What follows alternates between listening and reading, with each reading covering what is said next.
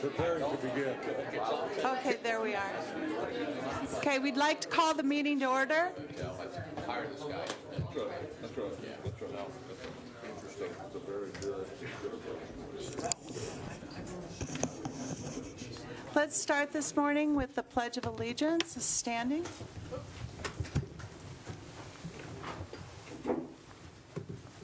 I pledge allegiance to the flag of the United States of America and to the republic for which it stands, one nation, under God, indivisible, with liberty and justice for all.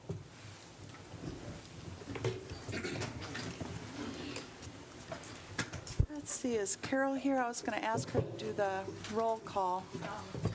I can. She's doing a last-minute errand, Okay, so let me get my list. I'm at the top of the minutes.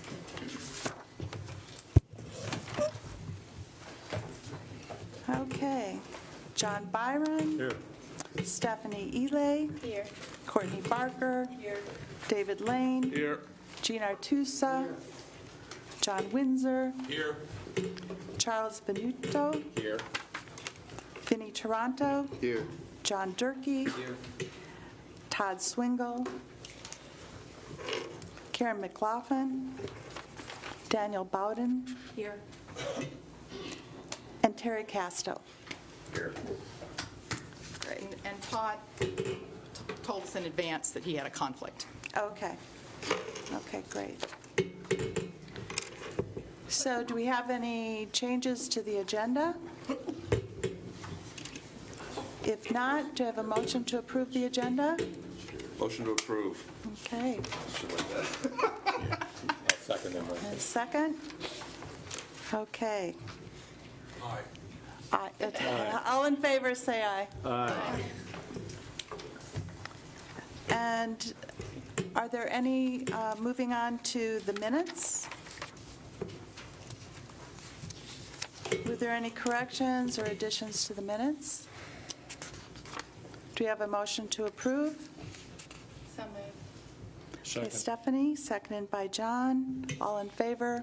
Aye. Aye. Passes. Okay, and now we hear the monthly progress report. Okay. It's been a busy month. Well, 5 of the 6 positions have been advertised. The first 2 closed on Monday. The remainder are currently advertised now. Of the 2 that closed on Monday, we advertised for the fiscal analyst internal only, hoping that we would recruit people within the county who already knew the county's accounting system, so we didn't have to spend a whole lot of time training them up. We only got 1 application, so we will probably re-advertise that externally.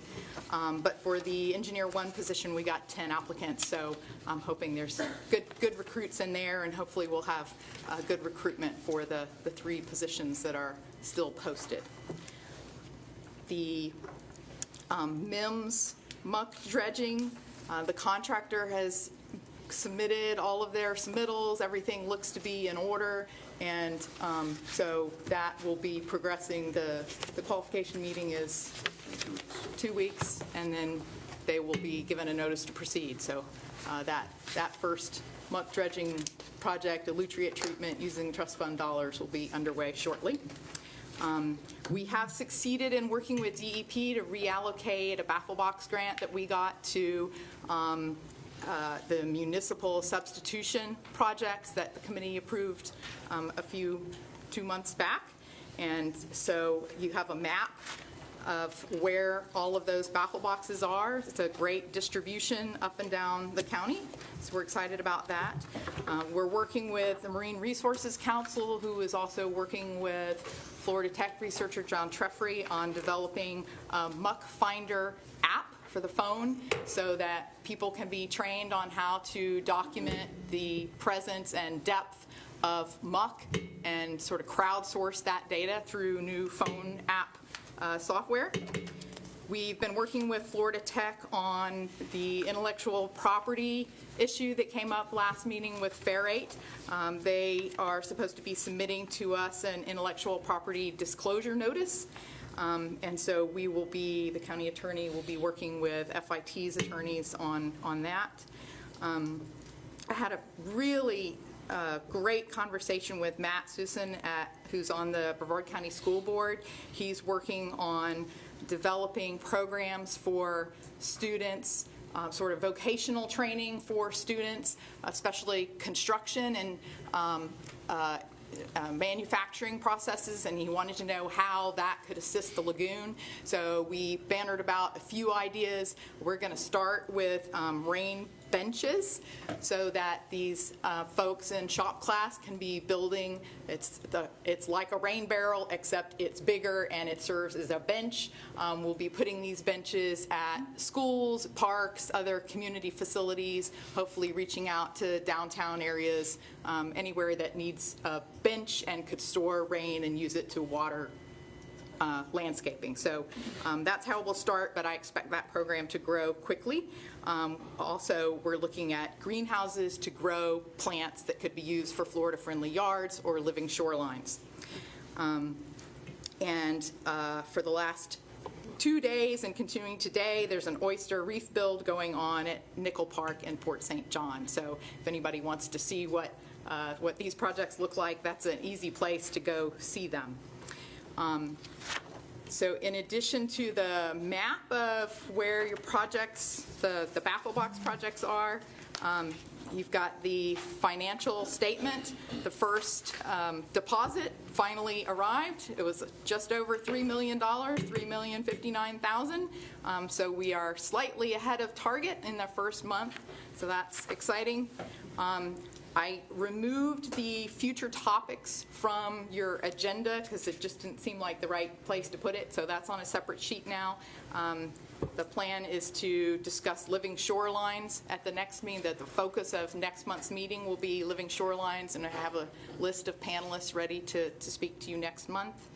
And then at the last meeting, you asked for a proposed schedule of how we would review the next year's set of substitution projects and how we could divide that so it wasn't quite as much a load all at once. So you have a proposal there for submittal deadline before Christmas in December for all the stormwater projects, and then a submittal deadline in January for all other project types. I looked at the number of applications of different types that you got. The majority, just over half, were stormwater projects, so that seemed to be the best way I could propose to break it up. So any comments you have on this schedule?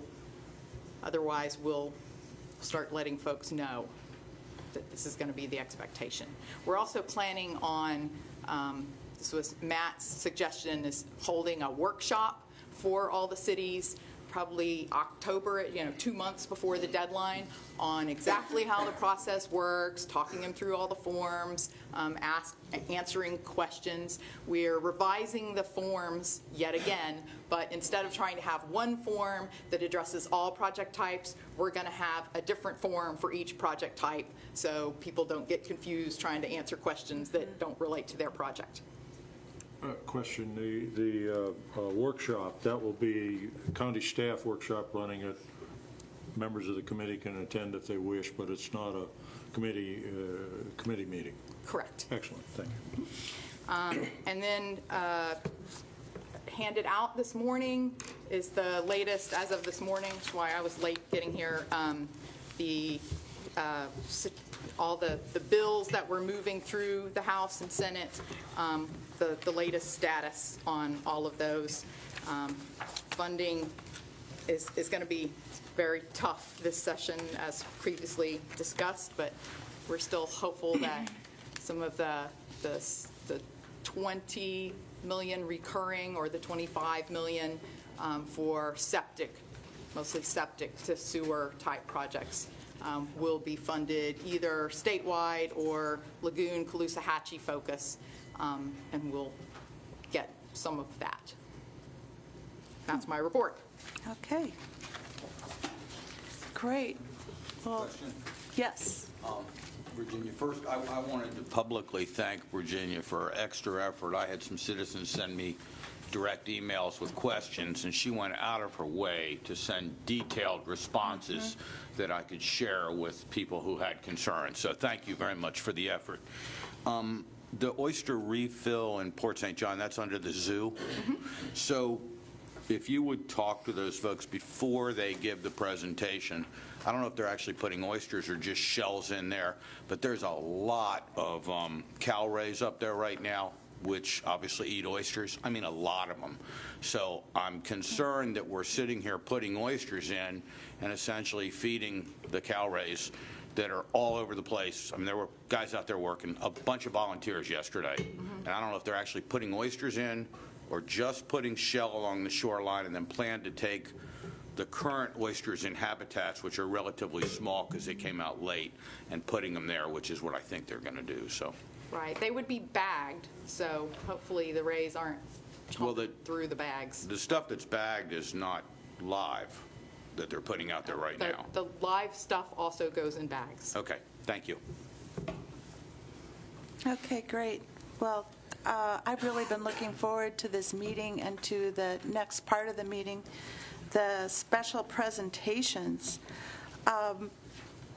We're spending on fertilizer education, we're spending less than 1% of our budget on fertilizer education because that's what was politically palatable, yet it is one of the biggest returns for the dollar.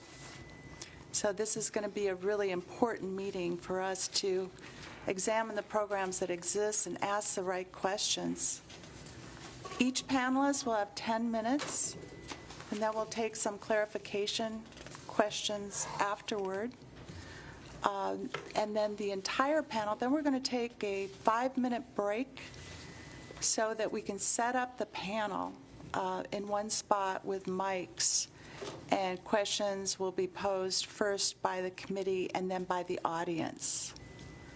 So please get out some paper so you can write down and make sure that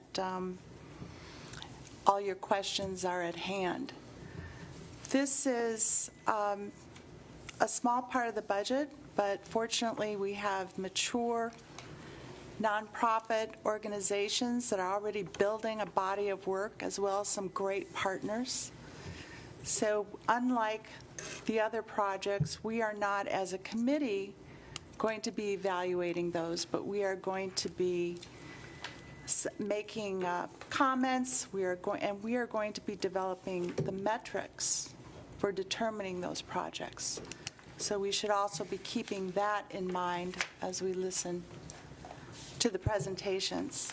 And we're going to start with Dr. Duane DeFreese. Good morning. For the record, I'm Duane DeFreese, reside in Indian-Atlantic, Florida. I'm the Executive Director of the Indian River Lagoon National Estuary Program. Before I make the introduction, I just want to give you a little bit of a preface of how we got here and applaud the fact that you recognize the value of, getting everybody together to talk about messaging and how we get that message out to change behavior.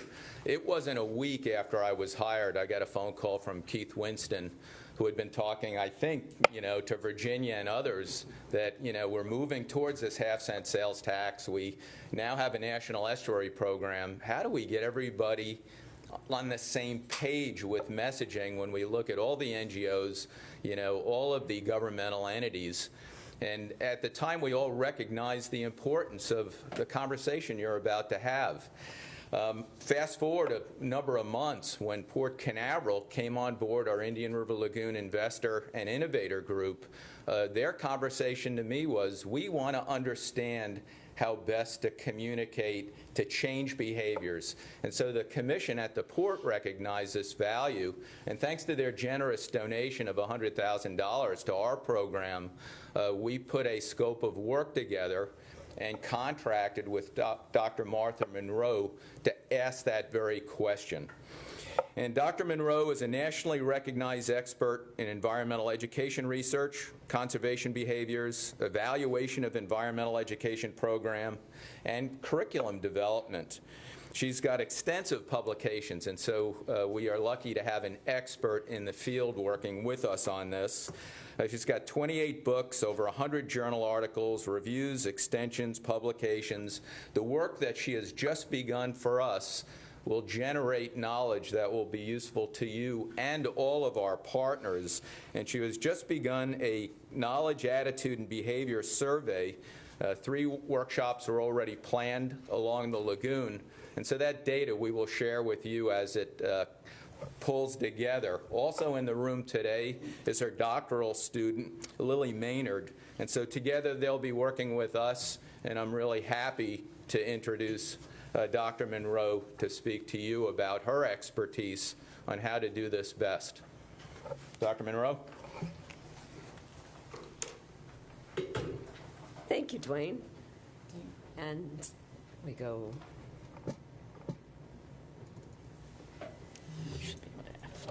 Perfect. Thank you. It's a pleasure to be here today. I'd like to apologize for my voice. It's at the end of the semester, and so I've lost it. But I'll do my best to speak softly and carefully. So as Duane was mentioning, we've just started our project to help you all develop a survey that will understand what people know, what people care about, and what people are currently doing in the 5-county region. And I know you're looking just at Brevard, so I would assume that we'll be able to subdivide the data that come out and look by county so that you'll have some answers as well. But I can provide sort of a general overview that will help introduce the other speakers this morning.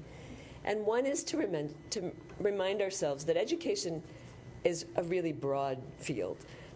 We're not just talking about what children learn in school, although a K-12 program is one important piece of an education suite of possibilities. It's handy to think about school kids because they're contained, they're captive. There's one message that can go out and catch them while they're still in school. By the time people are adults, of course, there's fewer opportunities for capturing them in an educational program. However, there are still those opportunities through civic organizations, through faith-based organizations, through NGOs and other organizations that work with adults. They still can get a message out and educate folks. And then, of course, there's also the media as well. These education programs often have either a broad reach, saying we're going to blanket the region with this message, or a very narrow targeted focus, saying people who live here need to know this information, or people who are members of this organization are going to be best able to understand and hear and do something, or maybe visitors to a particular location. So there's all sorts of different ways people subdivide the general public into a targeted audience for which they can design a specific message. And then what is it that they should say? And there's all sorts of things that are important to say. I think we're information processing organisms. We do things that make sense to us. And so people need to understand a lot about the Indian River Lagoon, the watershed, how the system is connected, in order to connect those dots, to understand how their behavior miles away from the lagoon itself can still contribute to the health of the lagoon.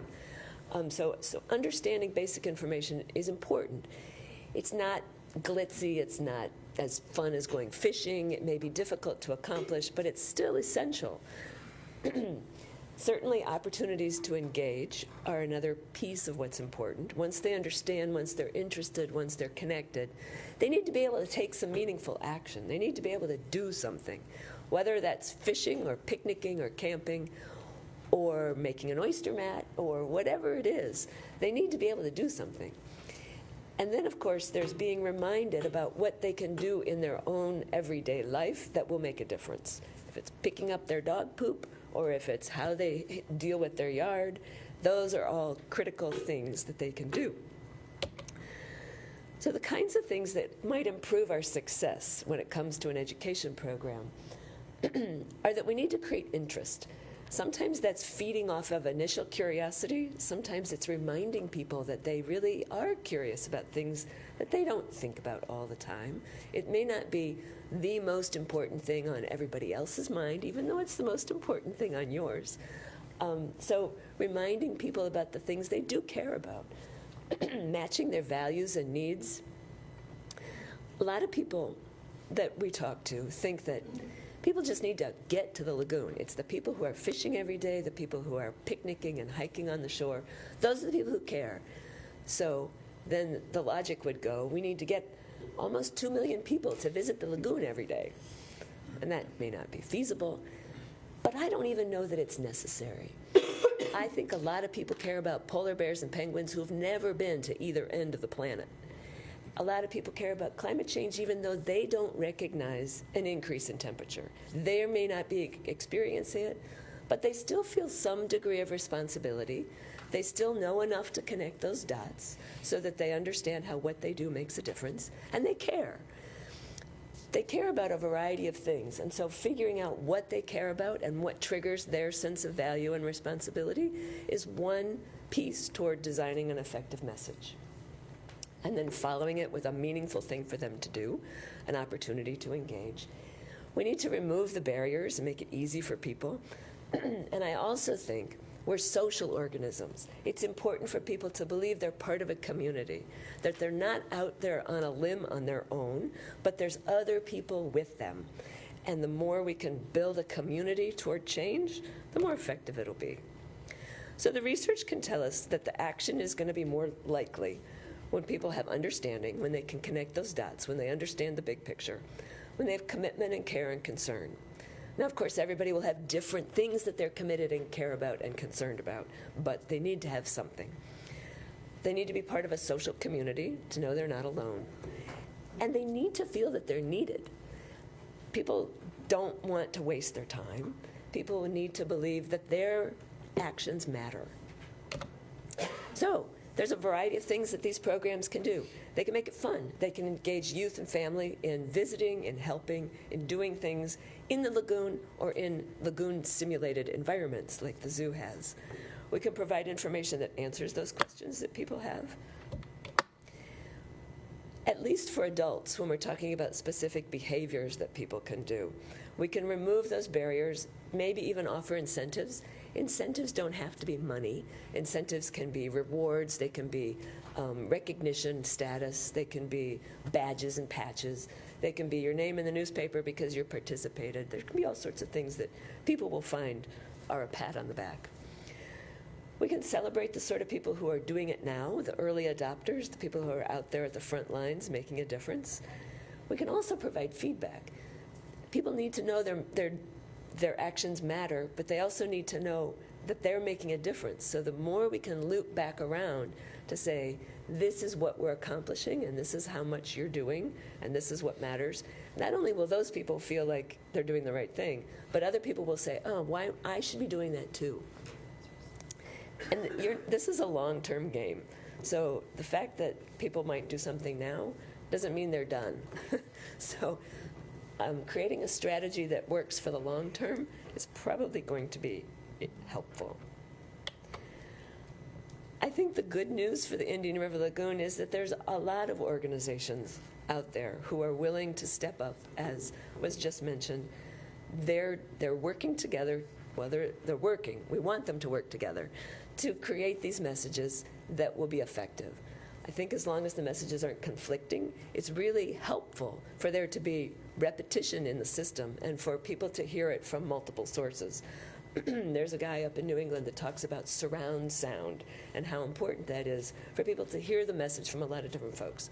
I think it's also important because people will trust and respect certain messengers more than others, and so they might go get their information from this organization even though everybody else is saying it too, but that's who they trust, so that's where they go.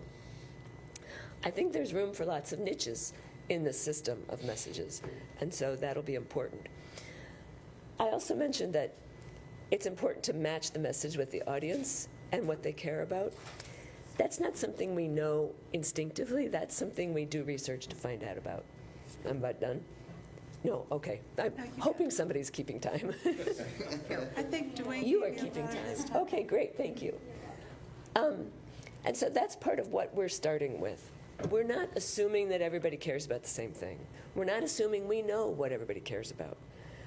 And that's why we're doing focus groups, we're doing interviews, we're developing a survey and pilot testing it extensively before we ever roll out with the survey.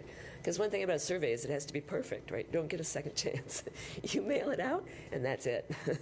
And so we have to know that it's a really good survey, that the questions we're asking are the ones people are reading and hearing and responding to, and that we know what their answers mean to them. And so it's a long process, and we don't have the answers yet, but we hope to have some of those answers in the future. That's all I was going to say. But do we have any questions of clarification? Yes, John. I have a comment. I think you're leaving money on the table. I didn't see mentioned here what is one of the major themes in K through 12 education countrywide and in Brevard Public Schools, I would assume the other school districts, and that's STEM, which is probably better called STEAM because it's nice to have the arts in it too. I think there's an opportunity that perhaps you could push, or Duane or someone, for the school districts to take their STEM/STEAM programs and develop a Lagoon focus. We got FIT consultants, Harbor Branch, expertise in the community, the zoo, nonprofit organizations that would be of great help. And if you get the kids thinking about Lagoon studies and doing Lagoon studies, then they find their way at home at dinner time conversations, affecting the behavioral change that Dr. DeFreeze mentioned. I think STEM and STEAM is something that needs to be joined at the hip with Lagoon studies, at least in Brevard County. I like to see it up and down the river. Sure. I agree. I had a Thank you. question too. Yes. I was kind of curious relative to your survey. Do you have a target audience who you're going to send it out to? And what do you expect on a response rate? Yeah. We did a recent survey of coastal residents where there are sea turtle beaches, and we are getting almost a 40% response rate. Whoa. Because you don't just send it out. First of all, you send out a postcard that says you've been selected to be part of a important survey. And then you send out the survey, and you make it as clear and as easy and as possible to complete as possible. And then you send out a reminder. If we've already gotten it, thank you very much. If we haven't gotten it, please send it in. And then you send another reminder.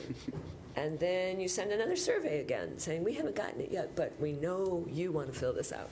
And so you keep pestering people until they finally send it in. There is a percentage of people who call up and say, stop pestering me. And so that's a problem. But after that fifth postcard, we're done. Postcard, wow. Okay, John. So this is all done with mail and paper? Because like the FWC stuff is all done online. Yeah, there's a variety of different ways to do it. It depends on who you want to reach. And at this point in time, I don't have access to email addresses that blanket the county. It may be that the county has those. And so it's possible to partnership with somebody that has that. If we want to do a random survey of the population, the best source is the tax rolls, and then you only get people who own property, so that's not really everybody. And so it's a problem. You're only as good as your population database is. And it'll probably be in English, so then you're only as good as the English-speaking population database. Okay, Terry.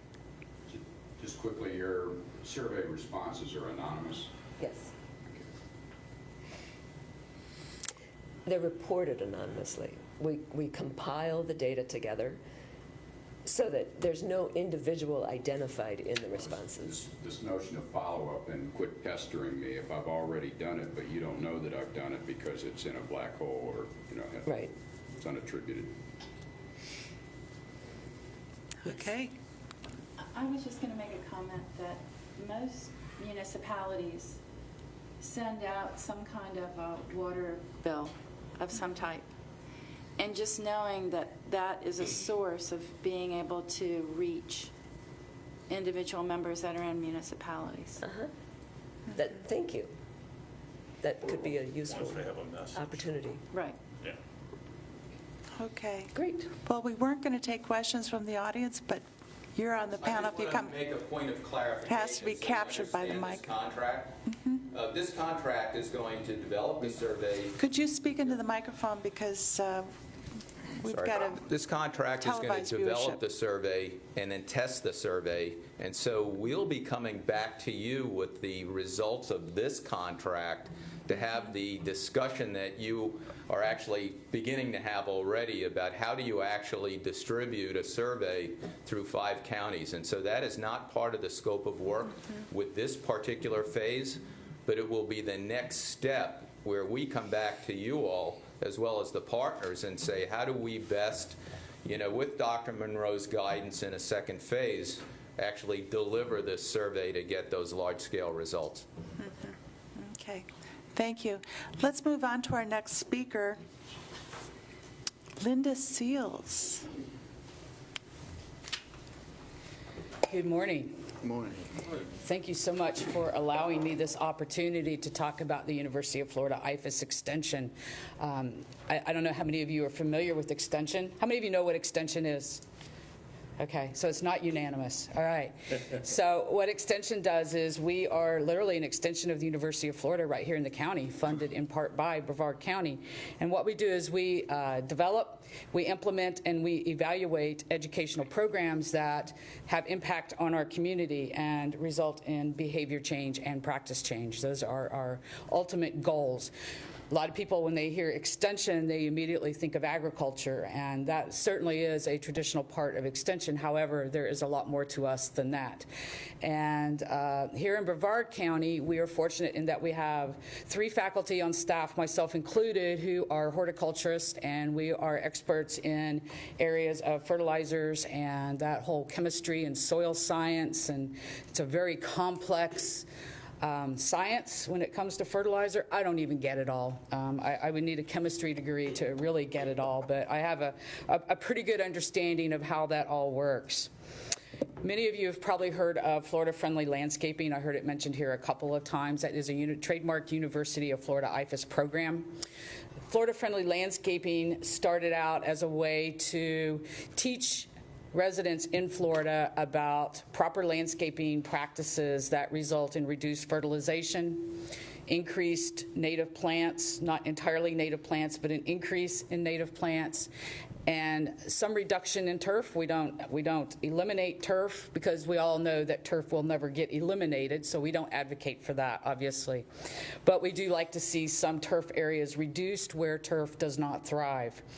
Also, Florida Friendly Landscaping principles advocate for fewer pesticides, and that's a good thing for us in the Indian River Lagoon as well. We work on living shorelines. That's part of the principles, teaching people that a bare grass shoreline around stormwater retention ponds is not a good thing. It's not good for the Indian River Lagoon. It is not good for our community. And that is a tough one to sell, let me tell you, especially working with some of the HOAs. So Florida Friendly, and that's just the tip of the iceberg when it comes to FFL. What we do here in Brevard County as far as education goes with FFL is we created a program several years ago called My Brevard Yard. My Brevard Yard had a lot of momentum early on, and it still has momentum, so much so that it is being expanded into the entire 5-county Indian River Lagoon region, of course under different names. St. Lucie doesn't like the idea of it being called My Brevard Yard, obviously, right? So My Brevard Yard's a little bit different from some of the other things that we've done in that, we know that behavior change is really difficult. We can't bring people into a classroom and put up a PowerPoint presentation and show them that you should not be using weed and feed fertilizer, because they're going to sit there and look at me like you guys are right now. Because we don't recommend weed and feed fertilizers unless there's a uniform distribution of weeds throughout the turf, and that is usually not the case. So, when we tell people that in a classroom situation, then they go to their nearest box store and they stand there in the aisle, and I've been there on Saturday mornings and I've seen the looks on their faces, and I usually say, "Can I help you?" And they say, do you work here? I say, no, but I can help you. And I do steer them away from those products that they shouldn't be applying to their yard. Not just because it's not good for the lagoon, but also because horticulturally and scientifically it doesn't make any sense. So is the case with weed and feed. That makes absolutely no sense, and that is bad for the lagoon and bad for our environment. So we recognized that we weren't really getting anywhere with behavior change. And so we decided that, you know what, we're gonna start holding people's hands, almost literally. So we created this program where we actually come to your yard for a fee. We have to charge for this. You know, we're in that day and time, right? But we actually come to your yard. So we'll come to John's yard. Well, maybe not you, John. We'll come to Virginia's yard. Yeah, you know, you're almost an expert. We'll go to Virginia's yard, and we will find out how many square feet she actually has of her turf. Because most people think they have 5,000 square feet of turf, and really they may have 1,000, okay? Most people don't get square feet. So we will actually measure her yard if she hasn't already done so. We'll figure out exactly how many square feet she has. We will calibrate her irrigation system. Irrigation doesn't get talked about enough when it comes to Indian River Lagoon and water quality, but that is a major component of what's going on, of the problem anyway. So we will calibrate her irrigation system. We will look at her time clock, because most people do not know how to set an irrigation clock. I have a master's degree in horticulture, and I didn't know how to set an irrigation clock. It took me a while to figure that out. They're not that easy. We will collect a soil sample, and we will send it to Gainesville at the UF Soils Lab. That's part of the fee. That's included in the fee. When those soil test results come back, then we will call them up, or they'll call us before we get to call them, because they'll get a copy also, and they can't read it because it's written in some sort of scientific ease that no one can read. And we will explain to them what it says. And most of the time it will give a recommendation for which analysis of fertilizer they should use. So in other words, if you put out a list of fertilizers that maybe one of the box stores has, that doesn't mean that one of those fertilizers is the one that you should be using. Okay? It may be a 2406. Well, maybe you don't need a 2406. Maybe your soil test says you only need a 1206, okay? And 12 being the nitrogen. And what is a major pollutant in the Indian River Lagoon? Nitrogen, right? So those are the kinds of things that we teach in the My Brevard Yard program. And then we come back. We come back, and this is what we do in extension. We come back 6 months later, or we come back a year later, and we ask you, how much fertilizer are you using? Are you still going to, I'm going to pick on Lowe's. Are you still going to Lowe's and buying 3 50-pound bags of fertilizer and putting those out on your 1,000-square-foot yard that you thought was 5,000 square foot? And if they tell us no, we're now doing it the way you told us to do it. Score, we win, right? And that's our goal. That's our objective with the My Brevard Yard program, is to have behavior change when it comes to fertilizer application. We also do GIBMP certification, which is the Green Industry's Best Management Practices certification that all commercial landscapers have to take in order to get licensed to apply fertilizer. Now, maybe you didn't know this, but they have to have a license to apply fertilizer. In order to get that license, they have to come to us and take that Green Industry's Best Management Practices class, which teaches them the science of fertilizer. So they learn some of the chemistry and all that good stuff. We also have the Master Gardener program. A lot of people think the Master Gardener program is just teaching a bunch of retired people about orchids. It's not. Orchids are great. Nothing against orchids, okay? I love orchids. But we also teach them about proper fertilizer application. We teach them all the Florida-friendly landscaping principles, and we pound that into their heads. Because what we want them to do is we want them to go out into the community and share that information. So that we think of them as miniature faculty, all right, little me's going out there teaching people. And we have a couple of hundred active Master Gardeners. A new program that was recently started is the Space Coast Golf and Turf Association.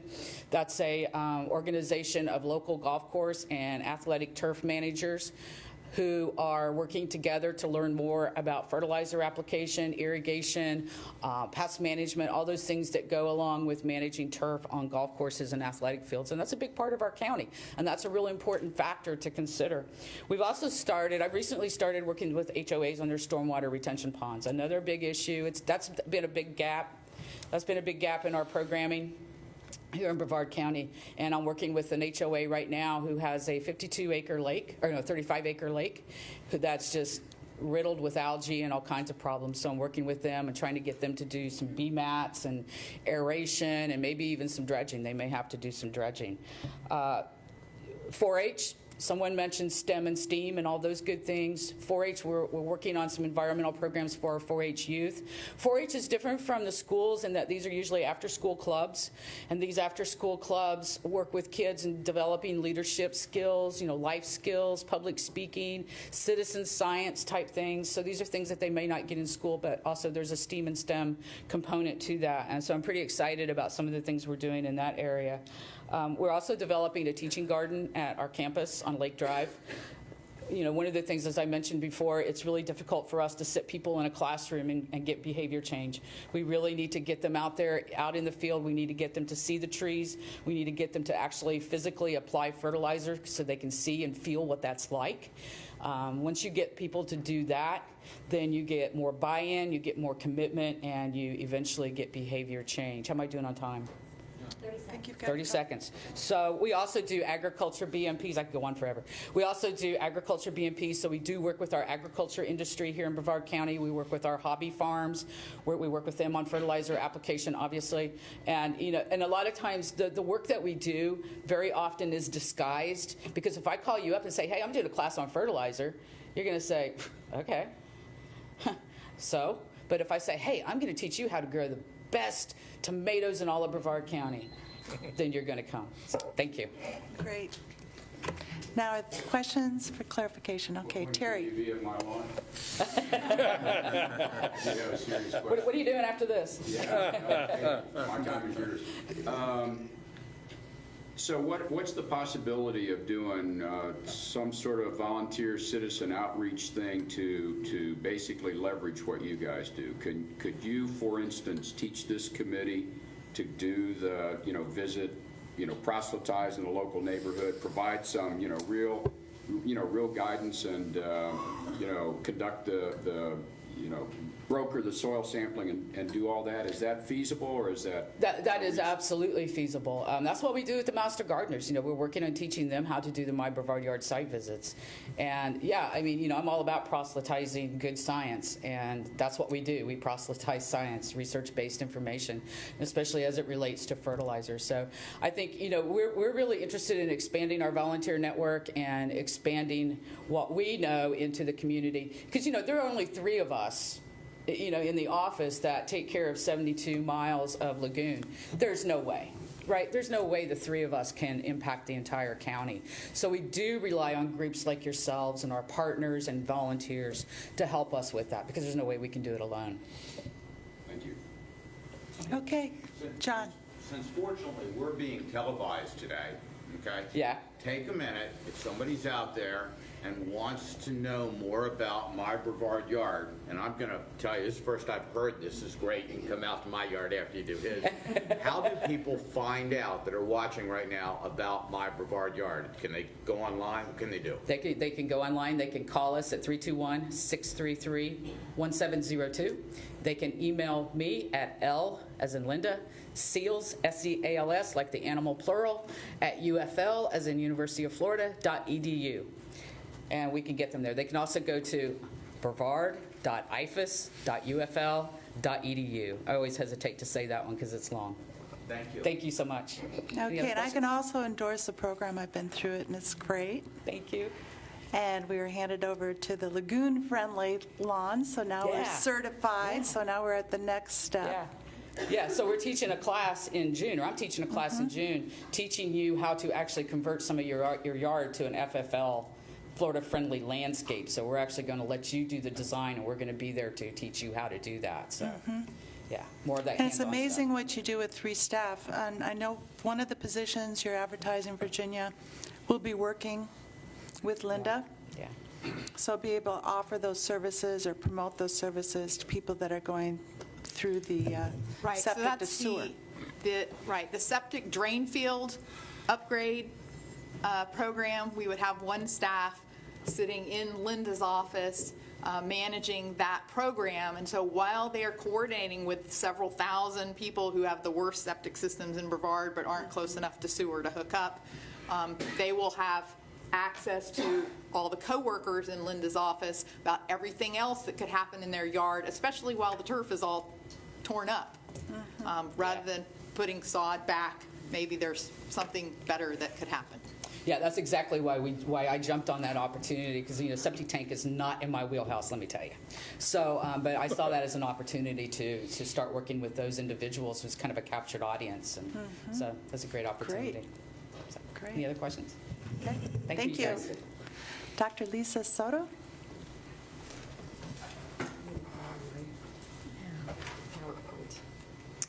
Good morning. It's really nice to be here. My name's Leesa Souto. I'm the Executive Director of Marine Resources Council. We're a nonprofit that's been trying to save the Indian River Lagoon since the early 80s. Our website's savetheirl.org. Go ahead and get that plug in. I am going to try to see, can you turn the clock a little bit, the timer towards me a little bit? Because I forgot my phone at home, so I can't time myself. I'm going to try to cover a program. It's been going on for a couple years now. It's called Be Floridian Now. It was started in Tampa Bay. It is a science-driven social marketing program. Social marketing is the part of environmental education that assumes that just because somebody knows something doesn't mean they're going to do anything about it.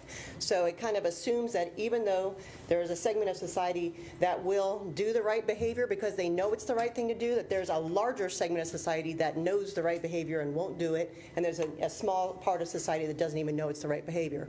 So social marketing is about identifying what those barriers are, what's preventing them, even though they know it's the right thing to do, from doing the right thing, and identifying what those incentives might be. So Be Floridian Now was launched a couple years ago, and Marine Resources Council got some funding to do it here on the East Coast. Just to remind you about the ordinances that have now been passed in all 5 counties and 42 of the 44 municipalities, thanks to the hard work of a lot of the people in this room, that restrict the use of nitrogen from June 1 to September 30, restrict the use of phosphorus year-round, require 50% slow-release nitrogen from October to May, and establish a fertilizer-free setback from water bodies, and that varies in cities and counties based on ordinance. So the goals of this campaign are really specific to getting people to comply with the ordinance.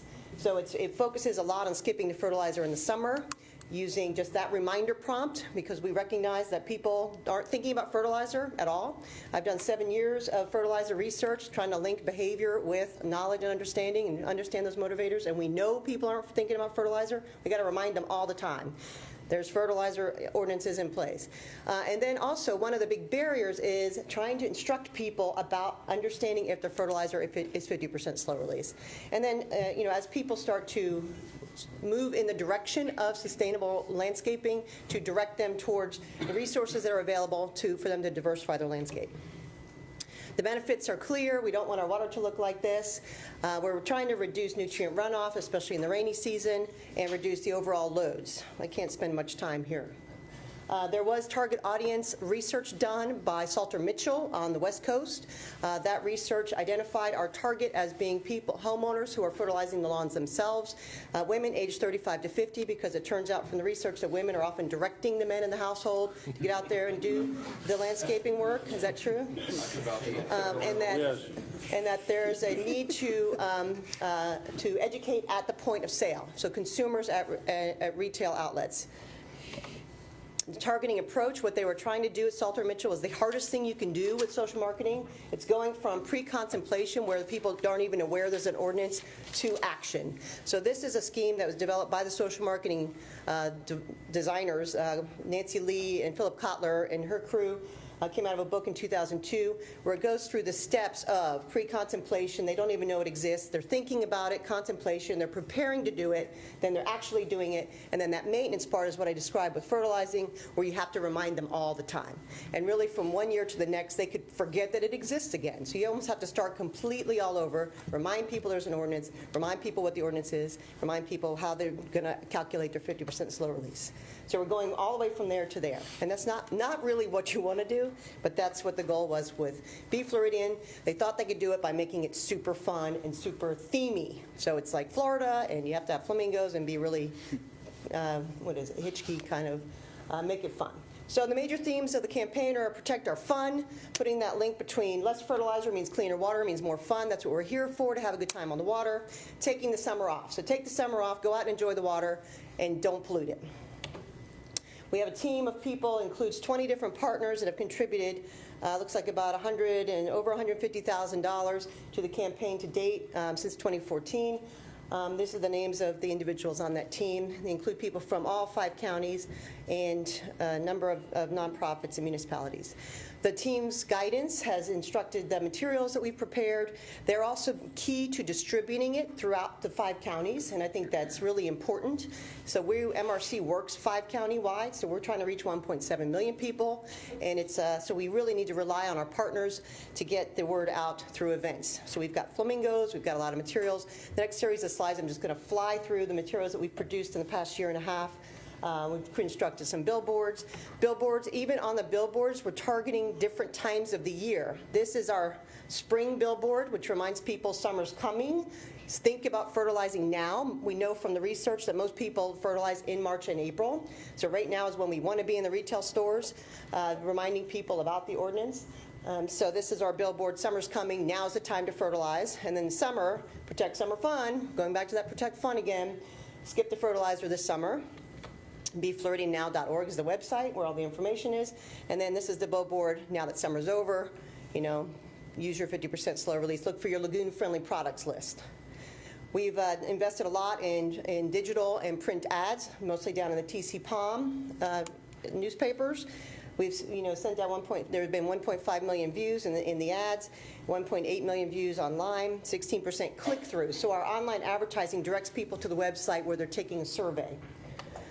This is our website homepage, very simple. We try to give people, when they're fluoridifying their yard, it goes to how much time do you have? So immediately it's like if you want to spend a day, if you want to spend a week, if you're ready to invest a month in your yard, you just there's buttons like that. I want to spend the afternoon, click. Here's some things you can do in an afternoon to fluoridify.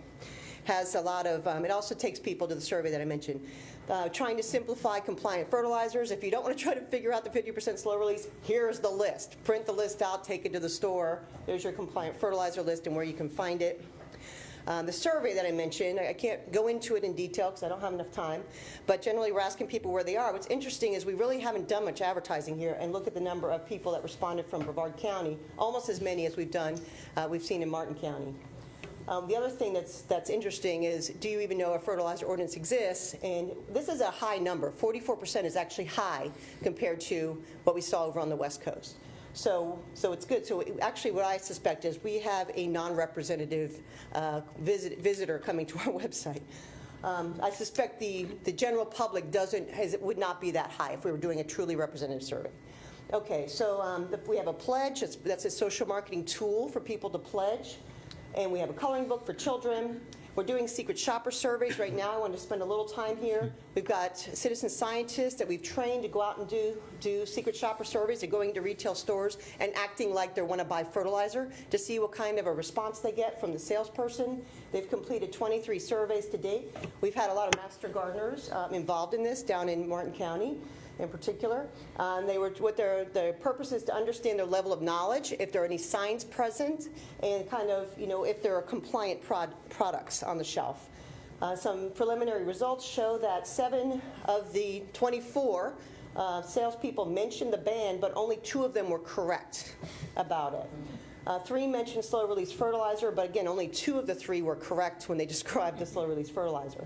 1 mentioned no phosphorus rules and the need for a soil test, only 1 of the 24. And there was only 1 sign posted, which is particularly interesting because Martin County requires by law that a sign be posted in Martin County explaining that there are fertilizer ordinances. These are the messaging we're doing right now. We've got rack cards. I'm going to pass them around that are going to be hung on the fertilizer racks. If I can pass these one way and the other. Christina, can you pass them? Thank you. And then you can read the rack cards. But we're trying to, again, overcome the barrier of how do I calculate if it's 50% slow release? And these are our partners. So join the flock.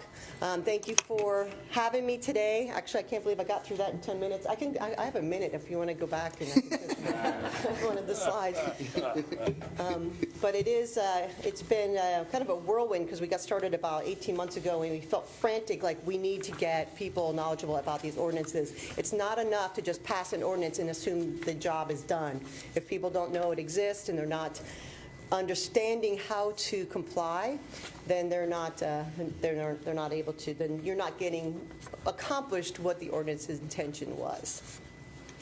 Okay, questions for clarification? Yeah. Yes. You had mentioned the poor signage down in, was it Martin County at the stores, where there's an ordinance requiring them to even have signage.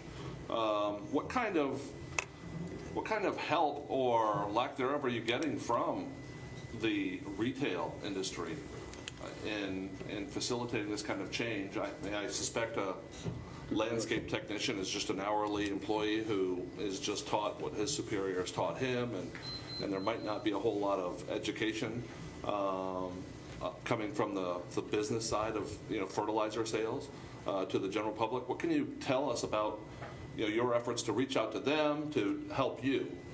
So we have reached out to Home Depot, and they're in an attempt to get like their distribution manager for the entire region to come on board, so we wouldn't have to go to each store individually, and they have been receptive. So what we asked was, can we put these rack cards in your stores? What we want to ask next, once we start to get a better relationship with the big box stores, is can we create a video that you can use to train your personnel? We think that a 2 or 3 minute or a brief video that could be utilized as part of the regular personnel training procedure, which a lot of training that they do is done through videos or online, web-based videos, that might be helpful. So there is. We see that there's a gap there, that there's a big gap between headquarters and the person that's going to walk or not walk up to you when you go into the store to buy a bag of fertilizer, that person is going to be limited in their understanding of the ordinance themselves. So the rack cards are one thing that just having it there, the person that works there is going to read it, hopefully, and understand and remind themselves. The other thing is, I've wondered, in looking at the results of these surveys, if the salesperson really doesn't know about the ordinance, or if they really need to sell fertilizer, right? So they're kind of torn between their salesman persona and their need to really tell people you're not supposed to be buying a product like that right now. So there's a barrier in that there needs to be more compliant products so that stores don't have to feel like they're giving up their sales of the products that they need to do. And that's happening also. I mean, when Scotts starts really advertising the good new, summer-friendly products that they have on the shelves, things are moving in the right direction because they're a big provider to a lot of these stores. So we were interested in, we couldn't have the volunteers that were our citizen scientists going to every single bag and calculating the 50% slow release. That was too much to ask. So what we just asked them to do was look for bags that were advertising themselves as summer compliant or no nitrogen or 50% slow release. Because that is, these people in the retail stores, their ultimate goal is the bottom line. They need to sell products. So when the product becomes available, then there's no longer that conflict between the salesman thinking, yeah, there's an ordinance that tells me that he shouldn't buy that, but I need to sell my fertilizer. It's not an entirely new concept to get the big box retail stores in line with the products they're selling. Mm-hmm. I actually worked for several years with the EPA on drinking water safety standards, and Home Depot and all the big box stores, not to pick one out of a group of many, sold products that weren't compliant with the Safe Drinking Water Act for years. It wasn't until regulatory processes were developed before the box stores got in line, because they're driven by a profit motive. I think it would take something of that level to really get the big box stores in line with developing fertilizer standards. Just like okay, questions for clarification, John? I'm confused. You're talking about a summer fertilizer from Scotts. It was my understanding, please correct me, that June 1, you cannot apply fertilizer on your residential yards in Brevard County legally. Is that correct? No fertilizer. You can't apply nitrogen. Okay. No nitrogen, which all the fertilizers have nitrogen. And you can't apply phosphorus at all. No, all fertilizers do not have. You can apply iron. You can apply other things. Mineral supplements. Okay. But no nitrogen and no phosphorus from June 1st through the end of the hurricane season, essentially. That's correct. Okay, so while it's not required in Brevard County, signage to that effect in the retailers would essentially stop the sale if we didn't buy it from a business standpoint, big box store, I don't need all that square footage tied up with fertilizer. I'll put it somewhere else and I'll sell something more profitable. That might be an approach. Essentially, we need to boycott the purchase because we're not supposed to be buying it. Am I on the right track? I'm not sure what the question is. So I think putting signs in the retail stores at point of sale saying that this product is non-compliant would be great. Is that what you're suggesting? Yes. Yeah. Yeah, okay. Yeah, and just kind of a question relative to what David was saying, but most of these businesses, Lowe's, Home Depot, Walmart, Ace, they have environmental management systems. They might even be certified to the ISO 14001 standard. So they're supposed to be doing things that are environmentally friendly, developing environmental management plans on an annual basis and checking that. So it seems like if we could join, make these part of their environmental management plans, they might get some more effort and to implement just what you've been talking about, Leesa. Hopefully, so we are getting response from Home Depot. They were our first, and I'm not picking on them. They just happen to be the first big box store that responded. That they're willing to help, at least with the rack cards. So that's the first point of entry. So it's the beginning of a long conversation, I hope. Okay. Because we definitely need to move in that direction. Courtney. I just wanted to comment that Indian Harbor Beach's city manager, Mark Ryan, was successful in getting their Lowe's to put signage out in front of their fertilizer, describing the ordinance. So I think it's just really a question of asking. I think if we just asked, they'd probably do it. And we will. So the survey that I described is ongoing. So the volunteers that we have that are the secret shopper citizen scientists are going to go to the stores, not just the Lowe's, to all the stores in at least Brevard and Martin, and ask next, can we put up signs during the summer ban? Okay. Thank you. Thank you. We have 2 speakers left, so we'll keep our questions of clarification so we can get to the panel discussion part of this meeting. Tony Sasso. Keep Brevard beautiful.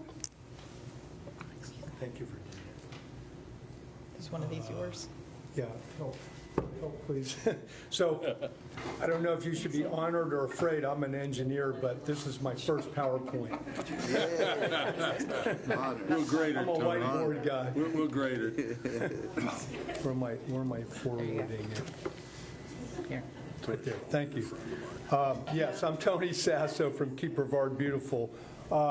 So I'm talking about our Lagoon Friendly Lawn program. This started, if you remember, not too long ago. Unfortunately, we had about 100,000 pounds of dead fish in our lagoon, and Keep Brevard Beautiful, along with a lot of other organizations, were cleaning it up, and that's kind of what got us moving on this. The Brevard County not moving, Virginia. Uh-oh. Ding. How about this one? Yeah. Okay, Yeah. there we go. Forward, not There we go. Thanks. And by the way, I just want to say thank you to all of you for pulling this together. I've heard some really great stuff, and I can see where getting all this in a seamless program for the county and the lagoon, lagoon-wide, is going to be awesome. So talking about the dead fish, that's kind of what got us going here. Obviously, Brevard County, most of the lagoon is here. We've talked about traditional landscaping, turf grass problem, 20-25% of nitrogen in the water bodies nationally comes from fertilizer. We think Florida is probably a lot higher. We started lagoon-friendly lawns. So technically, if you've been listening, a lot of the concepts from my Brevard Yard and Be Floridian and a number of other programs, we've sort of took those and put them together into a kind of hands-on, get-it-done thing. In fact, Dr. Monroe talked about early adopters and recognizing them, and that's really a big part of our program, is the peer-to-peer program with these signs. By the way, Eagle Project right there, making the first 100 or so signs. So we are big on partnerships, nonprofits, universities. when we pulled all this together, we went to Dr. DeFreeze and the NEP to kind of make sure, okay, is this science, is this going to work, and kind of got their blessing and partnered with them and IFAS and others to make sure that it's working. I know I heard a lot about the master gardeners. We work with the master gardeners as well. They'll go to your lawn for free, make sure it's working and doing it. A lot of things that are part of the program, stormwater runoff, reducing basically turf area, reducing nutrients and other things, both runoff as well as groundwater sources, and trying to get back to natives. So applications, simple and easy. Dr. Monroe had a thing up there again about easy. We push simple, easy. Make this easy, make it work. There's a certification form. You can go online to our website. You can apply. You send in some photos. We review it. You get a thumbs up. You got a lagoon-friendly lawn. There's 3 different levels, and all the way up to gold, which is the highest standard, which is predominantly no turf grass, natives, no runoff. I've got one of those myself, proud to say. And it's actually easy. And the whole concept, if I could, is really simple. You know, I was talking to one of my neighbors about, you know, and they have this focus of the xeriscape, desert or weeds or brown. We're trying to get people to understand by showing them that you can have a lush, green, beautiful lawn without fertilizers or limited fertilizers, with natives, with other things besides St. Augustine and Kelly Green lawns. And it's hard to break that cultural. It's a cultural shift, and that's what we're really trying to work on with that peer-to-peer program. So this is, right now we're up to 90 members. We just started this program less than a year ago. We expect to be at 100, and that's with minimal input. Some of our partners, Satellite Beach helped us, Melbourne. We got Surfrider actually gave us some money as well. About less than $5,000 got this program started, and it's out there in about 90 yards now. We expect to be at 100 by year's end. We'd like to take that to another level, and that's one of the things that we're working on. This is really a big part of this. We just started it, and that is the business folks, the contractors. We've got 6 certified contractors now who not only go out and promote lagoon-friendly lawns, but if you work with one of them, you'll most likely get a lagoon-friendly lawn, and we help them advertise their businesses in the process. So we're out there promoting them. It's a win-win situation for everybody. These are some of our certified contractors already. Plans for the future. And I'm kind of rushing through this, and I've skipped a lot of stuff. There's a lot more to it. But one of the nice things about Keep Brevard Beautiful is we work through the Keep America Beautiful program and Keep Florida Beautiful. We are looking to expand. And one of the things that we're in the process of doing now that we've got this thing going, and it's actually going quite well, we're introducing it to Keep Indian River Beautiful and Keep Martin County Beautiful as our first step. And then we hope to take it statewide once they get their programs up and going to do the same thing. And we, again, I would just say that we are happy for input. We're not married to any of this. We will change if we see good science or better ways to market or to partner with folks, and that's pretty much our program. And I know Allison helped me put this together, and I skipped through quite a bit of it, but and sorry, Allison, but I wanted to get through in time and just let you know that basically this is working, and it's a compilation of what a lot of these other really smart folks have come up here and showed you. We've taken it and made it hands-on and actually taken it out to people. We love the opportunity to take this and market it wider and get it going because it's working quite well. And the folks that are doing the yards, what's cool about it is that I told you about the 3 levels. Most of the people that start are already up at the top level, which means a lot of them, like myself, are not using fertilizer. Even though you're required, you can use some at the minimal level, but they are at that higher level, and it's an improvement to our community and our lagoon. So we're happy to answer any questions if you have any. Okay, questions, clarification. Start with Terry and then Dave. Is there a difference in the way the lawn looks if it's a lagoon-friendly lawn or a Florida-friendly lawn? I can't really answer that clearly because I haven't seen the Florida-friendly lawns are, if I'm not mistaken, and somebody tell me if I'm wrong, but it's mainly focused on the nutrients. Ours is, and I think they also push for the natives. So it's pretty similar in that respect. If you see the lagoon-friendly lawns, I'm guessing they're going to look like a Florida-friendly lawn. They are a lot more natives, a lot of, how most yards go like this to the street. We try and get ours to go backwards towards the house and towards the yard, so there's not runoff. We've got some of these contractors, for example, going back to the contractors who are working to create these lawns. They're not green lawns like we grew up with or think about. There are a lot of plants or pathways or other plants. Actually, they're pretty interesting and a lot better looking in a lot of ways. And I wanted to mention, I forgot about this, it's aside from your question, but one of our contractor developed this blower that's got an L on it. So when they're going along the waterways, it's actually blowing everything up into the yard instead of just straight ahead because there's no way to get on the edge and blow it back into the yard, which I thought was pretty cool. Some of these folks are really getting into this. I don't know if I answered your question very well, but I think they're very similar. So you didn't have a picture in your presentation of your friendly lawn. You're right, I did. And you call yourself an engineer. Okay. And then Dave and then Danielle. Is there are any of the homeowners that have gone through this process and reached your gold standard, are there yard, is that something where I can drive by myself and take a look at their yard? Is that available? On May 20th. Yes.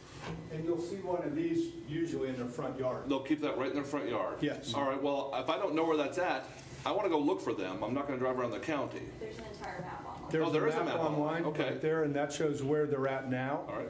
And what we've been working on is, both through the website, that's our main source point of information, but we've been working social media. I know Florida Today's been a great partner helping us get information, earn media, doing other things. We table, we're going to events, we're going to various seminars, we're teaching people, and we're working with some of the other organizations to do the same thing to get the word out, not only how to do it, but where they are so you can go look at them.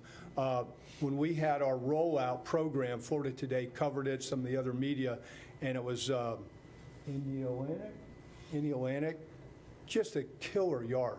I mean, it was stunningly beautiful. You felt like you're walking through a garden that you should have paid to go into. It was that nice. So that map allows us to maybe get to the street level, and then we look for the lagoon-friendly sign? Yes. Okay. We're also going to be adding photos to this map so that you can just click on the location and see photos. Excellent. Yeah, we started this last summer. We're at the point now where it's rolling, and now we're getting ready to kind of try and take it to the next level. I don't know if you're aware, but this is our crazy busy season for Keep Brevard Beautiful. But once now that spring's over and summer, we slow down just a little bit. We're going to get back on this and take it up another notch. And funding's been an issue. We're out there putting our hand out trying to get funding to do some of these other things. So Dave, you can come to my house on May 20th because that's when the Secret Garden Tour is. That's right. Thank you. And it'll be featuring some of those homes that have gone Florida friendly, which has been a great program for us. This year, for the first time, we're Secret Garden Tour. I think we've got probably about half the yards are lagoon-friendly lawns, including mine's on there. Staff convinced me to open up my house and yard to do it, so I'll be happy to give you my address. Thank you. Danielle? So this is a 3-level certification? Yes. And are they provided any kind of paperwork to go along with it? Yes. You do an application, and once you do that, you get a certification, you get your sign. and Okay. you're on. And then same thing with the contractors, same thing. And does it have an expiration, the certification, where they have to renew? Good question. I don't think so. I think for the homeowners, no. Contractors, yes. Okay. So we you know, a lot of this is honor system. We assume that somebody's doing it. They're doing it for the right reasons. They're going to keep doing it. It's not just to get a sign. I can't imagine maybe 1 out of 1,000 might do that. But most folks that are doing it, I think, have the heart and spirit to try and do the right thing for the lagoon. Okay. Thank you. Okay. Okay, thank you. Thank you all. Andrea Hill with the Brevard Zoo, and Lisa Good, Blue Life. Andrea Hill as well. Oops, oops. Well, we can We could start off there. That's the wrong thing. I'm sorry. All right. What's yours? Yay. Bingo. Hi, good morning. So this is the Blue Life program. So a little background about me. Back in 2005, I was working with the Watershed Action Volunteer Program. This program was headed by the St. Johns River Water Management District, and it was partnered with the City of Melbourne, Brevard County Natural Resources, and the City of Cocoa. Primarily what I was responsible for doing was going around Brevard County for these 3 municipalities and spreading the word on stormwater pollution as well as water conservation. During that time, I met a lot of citizens because primarily what I did was I went to special events, I did school-age programming, and I did adult education program. So I learned a lot about what the residents, everyday people, know about stormwater pollution. Number one thing that I learned, that Watershed Action Volunteer Program was a mouthful. By the time I got done spitting it out, I had already got that glazed over look. Why? Because nobody knew what a watershed was. 2, I learned that residents had a little bit of familiarity about what stormwater pollution was in itself. Pretty much the idea was that stormwater was the water that was used for reclaimed watering people's plants and things at like Walmart and Target. A lot of people thought that stormwater went to a treatment plant and then it was used as reclaimed water. As we all know, that's not true. Another thing that we learned as going around is that there was a lot of minimal education efforts placed on by the local municipalities. They were doing what they had to do in order to survive their BMAP and their NPDES permits. They wanted to do more. They definitely wanted to do more, but they didn't have the staff or the funding to do it. So what I decided was that Brevard needed to change. We needed one simple, unified program that was boundaryless. Just like water, people do not recognize city limits. They just keep going. So we needed to have something that was uniform, something that people could grasp onto and see and relate to no matter if they were in Melbourne, Cocoa, Titusville, wherever. And we needed to make sure that whatever it was impactful because we needed to change people's behaviors here in Brevard County in order to prevent water from being polluted even further. So I and a marketing executive out of New York City looked at the demographics of Brevard County. We knew that the residents here, we had quite a few of them, 500,000. We knew that about a quarter of them were in the workplace, they were well educated, and they were making a decent salary. So we modeled an approach to this plan. We knew we needed to keep the messaging simple. Why? Because Watershed Action Volunteer was too complicated. We needed it to be straightforward and we needed it to be simple. People were working, they were busy, they had lives to lead.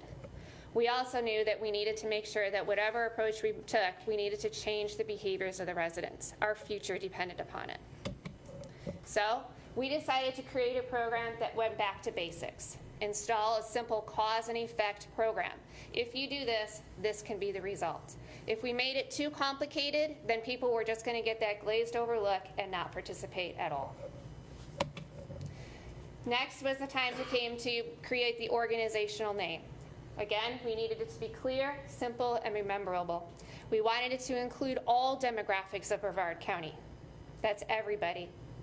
We knew we needed it to include children, teens, and adults. While we knew we needed to change the teens' behavior, we needed to grow the children with lifestyles that they could practice for a lifetime. It's easier to grow than it is to change. And we knew we needed to invoke necessary and concern for the matter at hand. So we selected the Blue Life name.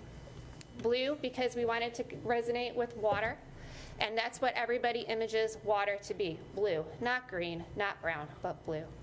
Life because we wanted this to be habit forming. We wanted people to adopt this and continuing it on. And just like life evolves, we needed behaviors to evolve as well.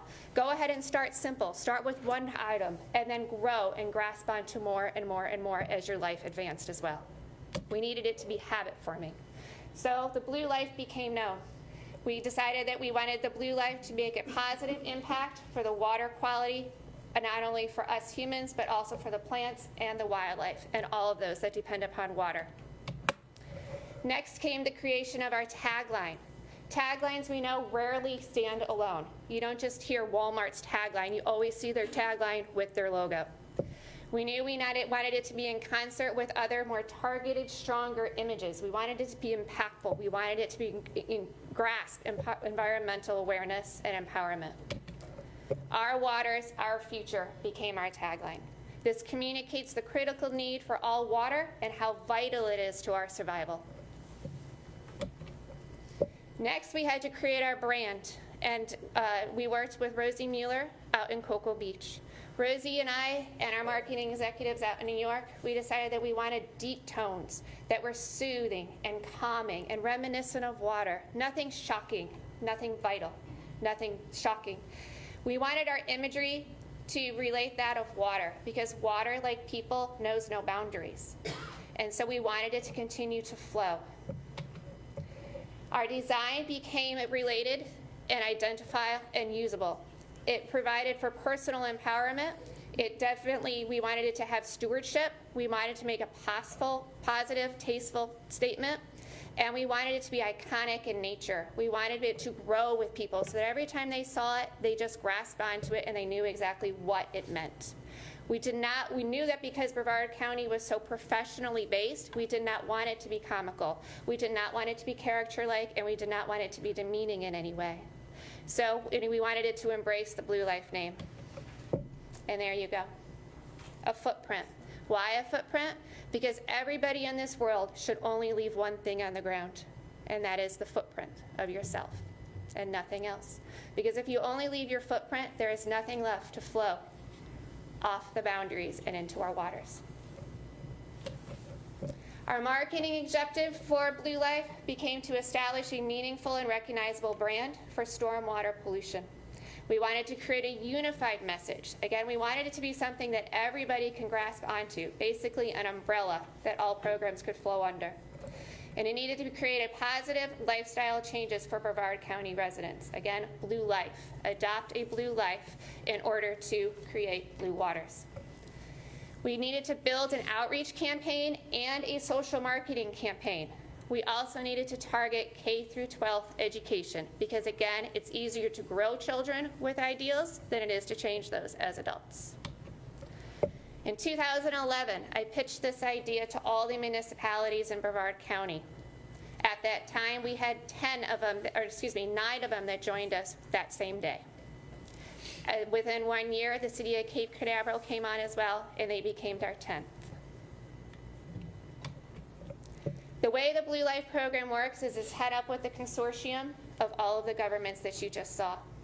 Then we work with Brevard Zoo and in order to implement lifestyles for residents to adopt. We do not simply target fertilizer because, again, we needed this program to include everybody, and not everybody applies fertilizer. But there are some people that blow grass clippings into the yard. We needed to change those behaviors. There are some people that have dogs, and we know that pet waste impacts lagoon water as well. We know about car washing, we know about sweeping up debris, and we know about auto repair.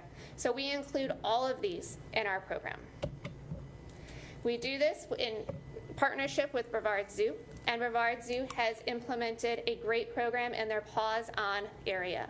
This has footprints leading into the area, and here children and adults can use oyster shells to document how they are living the blue lifestyle on a daily basis.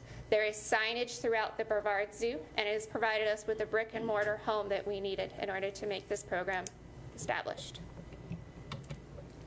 In the past 6 years since Blue Life has been in place, we have done approximately 78 adult programs. We have done over 1,000 school-age programs right here in Brevard County, attended over 350 special events, and ideally reached about 57,000 people. These are our grassroots projects. No matter where we go, we identify with letting the people know that they should only be letting rain down the storm drain and nothing else. Advertising. Our program is made up of a small advertising budget as well. And with that, Andrea Hill does phenomenal work with it. I'll let her speak on that right now. She's all right. Thanks, Leesa. We actually have about a 6-month window through, depending on the given year, these different channels. So last year we had billboards, we had radio, we worked with Florida Today to do print, and then we have sort of our social media platforms as well. It's about $16,000, $17,000. Over the course of the 6 months, we at least tried to stay on the 2 channels. So we had 8 digital billboards last year that rotated throughout the county. We did over 1,300 cable spots on 6 different cable stations, about $5 a spot, which is great. We 98.5 The Beach, just with the ability to leverage with our media buy at the zoo, will match 1-to-1 with in-kind. And with that, we're done. And then we did print advertising with Florida Today. So we run from April till the end of September on the vast majority of those channels. Okay. So questions? This is some of our marketing that we have done in the past. The top left is the sticky note that'll go on the front page of the Florida Today. The bottom is a billboard ad that we ran. The upper right is a water bill insert that we have mailed out through the City of Melbourne and the City of Cocos Water. In addition, we've also done a survey before our campaign and then after our campaign in 2012 and 2015. And our survey shows that we are indeed making changes here, that anybody that has been exposed to the Blue Life program has changed for the positive to benefit the waters of Florida, Indian River Lagoon. And if you'll allow me, we do have one video that we'd like to share, except it's... I remember when fish here were really big. Yeah, something's got to change.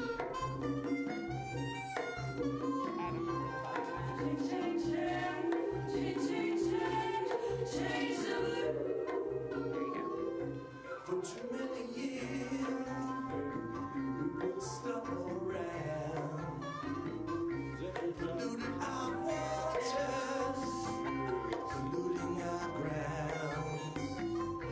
But we found out, and it's not hard to do. We're gonna make a change, yeah. We're gonna start living new. It's what we got to do. Change, change, change.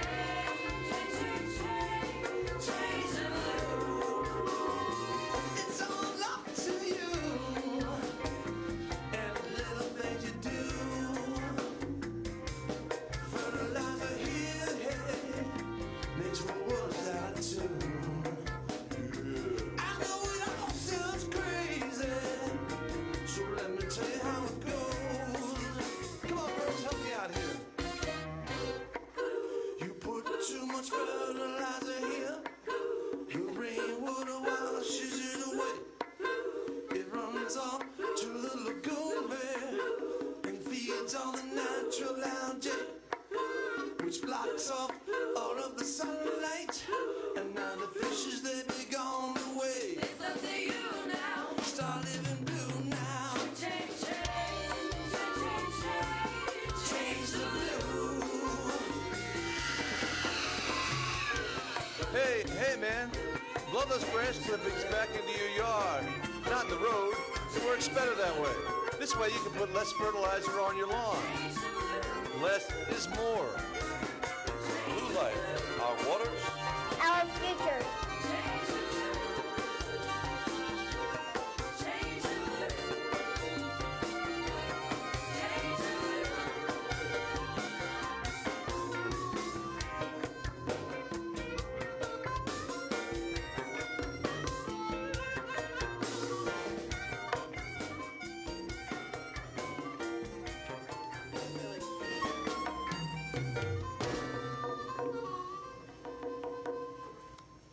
So a 30-second of that music video ran on TVs last summer, and the summer before that, and the summer before that. I remember when just you. You can watch it again if you'd like. It's so good. So questions for us? You said you've got, you were able to use a bill stuffer with the City of Cocoa and Melbourne. Is it possible to get a link on their websites, since people go there with water issues? Yeah, we have links on their website. Okay. Yeah. Inside your package, you'll have the survey that we did. The results of that survey are there.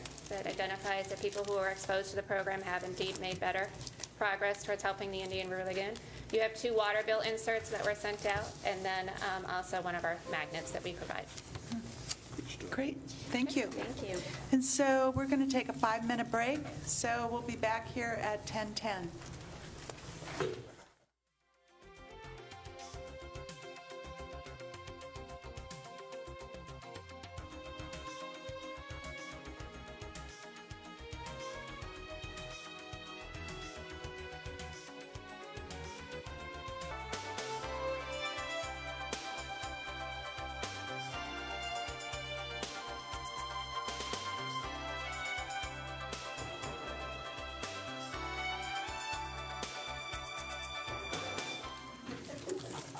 Okay, great.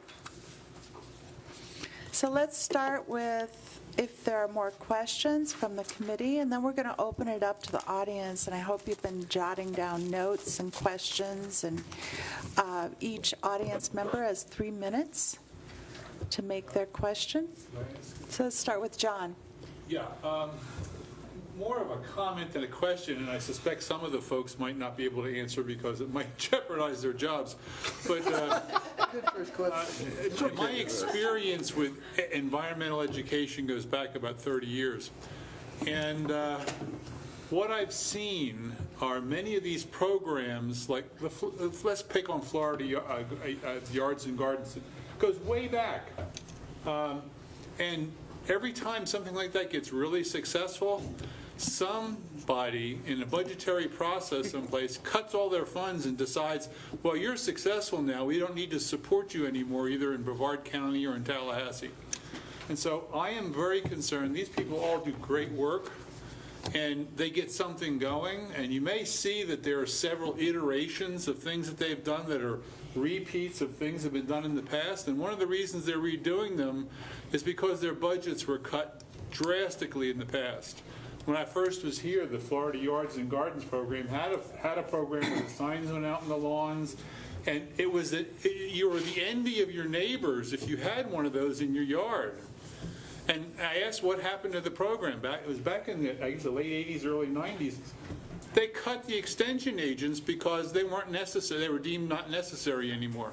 And I'm bringing this up right now because we're entering the budgetary process for this year in Brevard County and in the state legislature, and I just hope people recognize when some discussion comes up for funding a program like the agents at Linda's program over at IFAS, they come up every time there's a budgetary, let's cut some of their budget. They don't need that. Those are very valuable people for our programs. And just like I said, I don't think there's a question for them. It's more of a comment about the support we give to educational programs. They're always the first ones to be cut in budget cuts. I'll stop there. Charles. Yeah. So, go ahead. Yes, I do have a question for the group. And so we've heard a lot of good programs that are out there now that are available to the public, and a lot of different groups are delivering the message, but I'm wondering how we can get it so we get this critical mass so that the groups are working together with the same intention and same objective so that we can reach all the people. I mean, the University of Florida Extension Service seems to do it door by door, which is probably very effective for the people that you're working with, but there's way too many people to probably do that with that approach. So I'm kind of wondering what the panel would think of how can you collectively make this happen so we get to that level. First, I'm going to say that door by door isn't our only mode So we also do a lot of other types of education. So the My Brevard Yard program is just one part of what we do. So we do a lot more than door by door. And that's why we have the Master Gardener program, because those folks also help us go out to the community. But absolutely, we can't, obviously, we can't get everybody in the county, so I totally agree.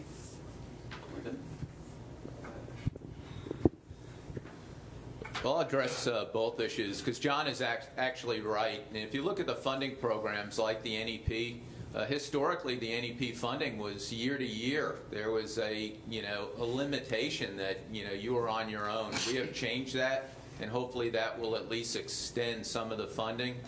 But the key here, I think, is to recognize that we are stronger collectively than we are individually. And you don't need to kind of collapse the individual deliveries of these programs, but we're going to need to start thinking about those synergies of message, so we're at least on the same highway. We don't need to be actually in the same lane, but we need to be on the same highway going in the same direction. And those discussions can and probably should start at the National Estuary Program, because we have all these folks at the table. And you may not be aware, but University of Florida IFAS has now hired an extension person for the Indian River Lagoon, Leesa Kremski. So we've got a lot of synergies. We just need to decide how we want to move them forward.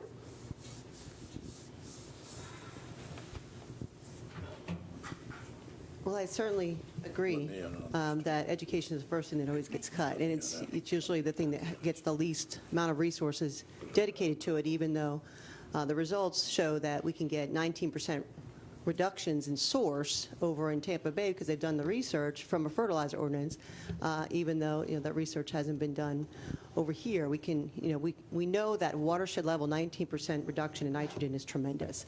The restoration projects that you're looking at are not getting those levels of reduction at a watershed, at a basin level. So education does pay off if you invest in it, and it includes doing the social marketing or the research, the behavior change research, to really target and understand who your representative audience is. To address the question about how do we make this a concise message, or how do we better communicate over the lagoon, and I'm part of an organization that's looking lagoon-wide also. MRC is holding our 16th assembly. Some of you have been involved in the American Assembly process in the past. Diane Burrell started them to form the National Estuary Program. And then I've done 3. This will be my 3rd one since coming to MRC in 2013. We did the Lagoon Action Assembly in 2014. We did the Science Assembly last year. This year we're going to do the Communications Assembly. And we're starting with creating a list of all the people to potentially invite to that. And the purpose will be to try to hammer out Sounds like blue light. Sounds like blue light. That gives me a chance to put my glasses on. To gather lagoon-wide, all the stakeholders that are doing communications throughout the lagoon, the nonprofits, the media, the government entities, and the academics, and start to really visualize what it could look like. How can we start operating as a lagoon community? The challenge that we have is, anthropologists say a community should be no larger than 300 people, right? So we're looking at almost 2 million people, or there are almost 300 people on our list of people just to come to this assembly. So how can we get to know each other and what we're doing and the audiences we're trying to reach, and what are our methods that we're using so that we can capitalize and build capacity on our relationships as organizations that are working cooperatively. The Communications Assembly, I was going to shoot for doing it in June. I think we're going to postpone it as long as we can. For one reason, I want to see the results from the study that the NEP is doing with Dr. Monroe. I think that'll help guide the Communications Assembly. And also, I'm trying to gather some of my colleagues in social marketing world over at USF and other consulting firms in Florida to see if they'd be willing to come over and lead some of the workshop discussion on identifying which behaviors are most problematic, what are those key barriers to changing behavior. How are we going to prioritize which behaviors need to be addressed and through which means? Just in the conversations that we've had today and the wonderful presentations that we've heard, you've seen that there are all these different ways to reach people. So how do we best build those things that are working well so that we can all share the information? So, again, sharing means like non-proprietary products and things that everybody, like with Bee Floridian now, everybody can use it throughout the entire lagoon. In fact, they can use it on the West Coast. You could use it in the entire state of Florida. Nothing is protected about it. So I'm hoping the Communications Assembly is something that's going to get us moving in that direction.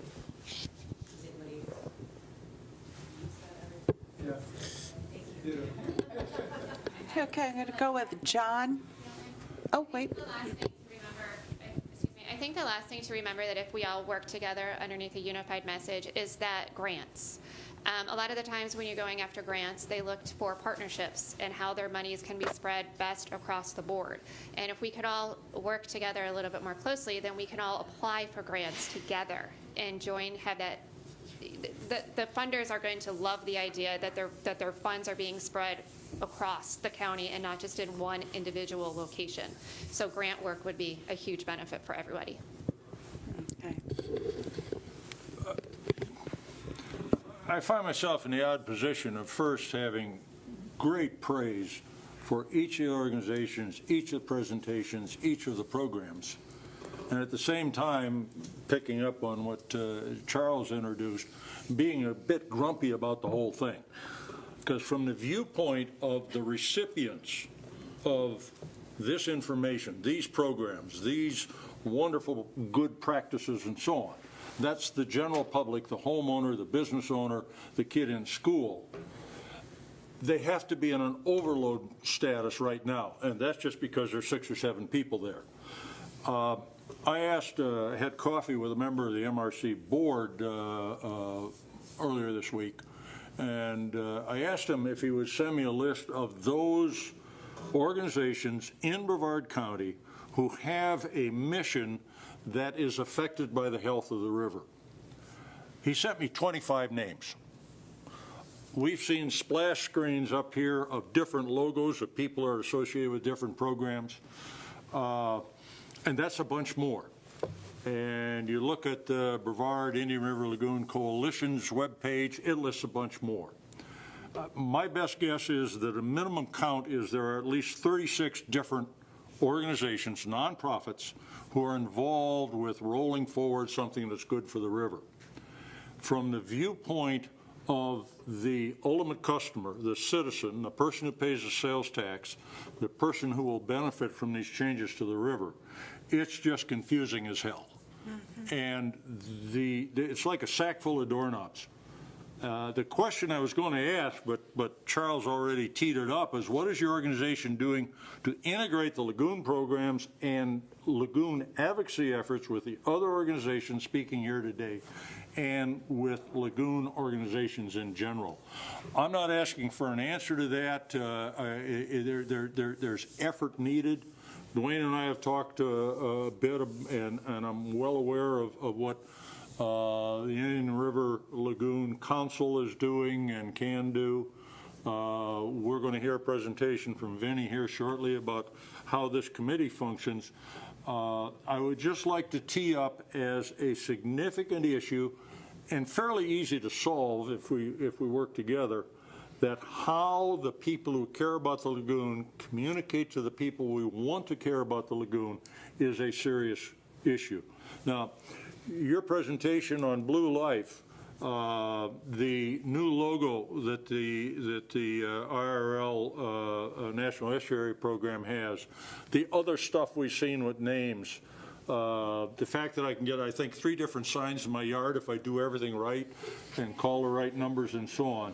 This has got to get cleaned up. If you want to win, Tony knows about political campaigns. He's served in the state legislature.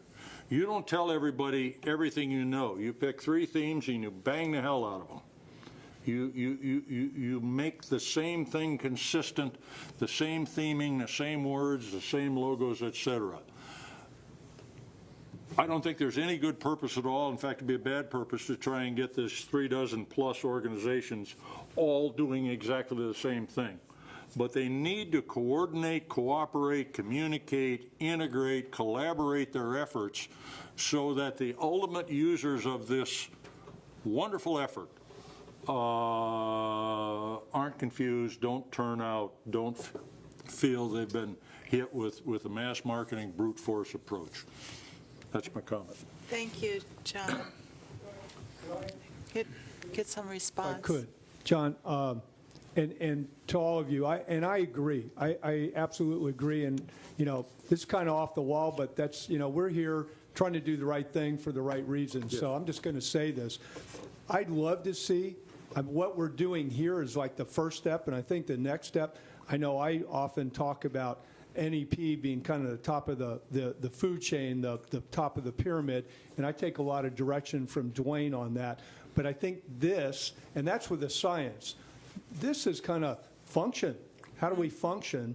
And I'd love to see, and I know Leesa was talking about, the American Assembly, and I guess I'm thinking maybe a smaller facilitated group like this with somebody facilitating, getting us to that place where there's overlap, to eliminate the overlap, to maybe find out who's got the volunteers, who's got the science, who's got the knowledge, who can do what, and probably having John stand behind us with a 2x4 to make sure we get there. Moi? Let me offer that if this critter didn't exist, we'd be talking about how to invent it. I think, at least for Brevard County, the critter does exist. And it has the broadest possible mission as far as the Lagoon is concerned and the narrowest possible focus as far as programs. And that's an organization called the Brevard Indian River Lagoon Coalition. And I've had discussions with one of its leaders, Marilyn Waters, who's here now. Brief chat with Mel Martin, the other leader. I had the opportunity to talk to them about this committee's work about a month and a half ago.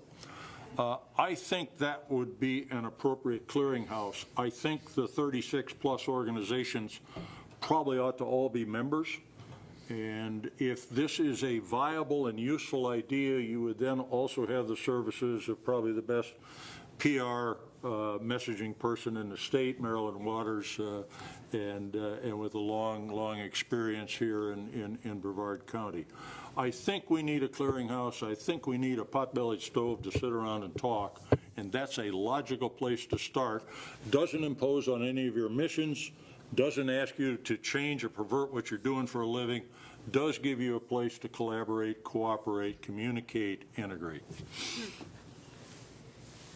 We're still friends, Marilyn. I'm actually shifting gears a little bit. Okay.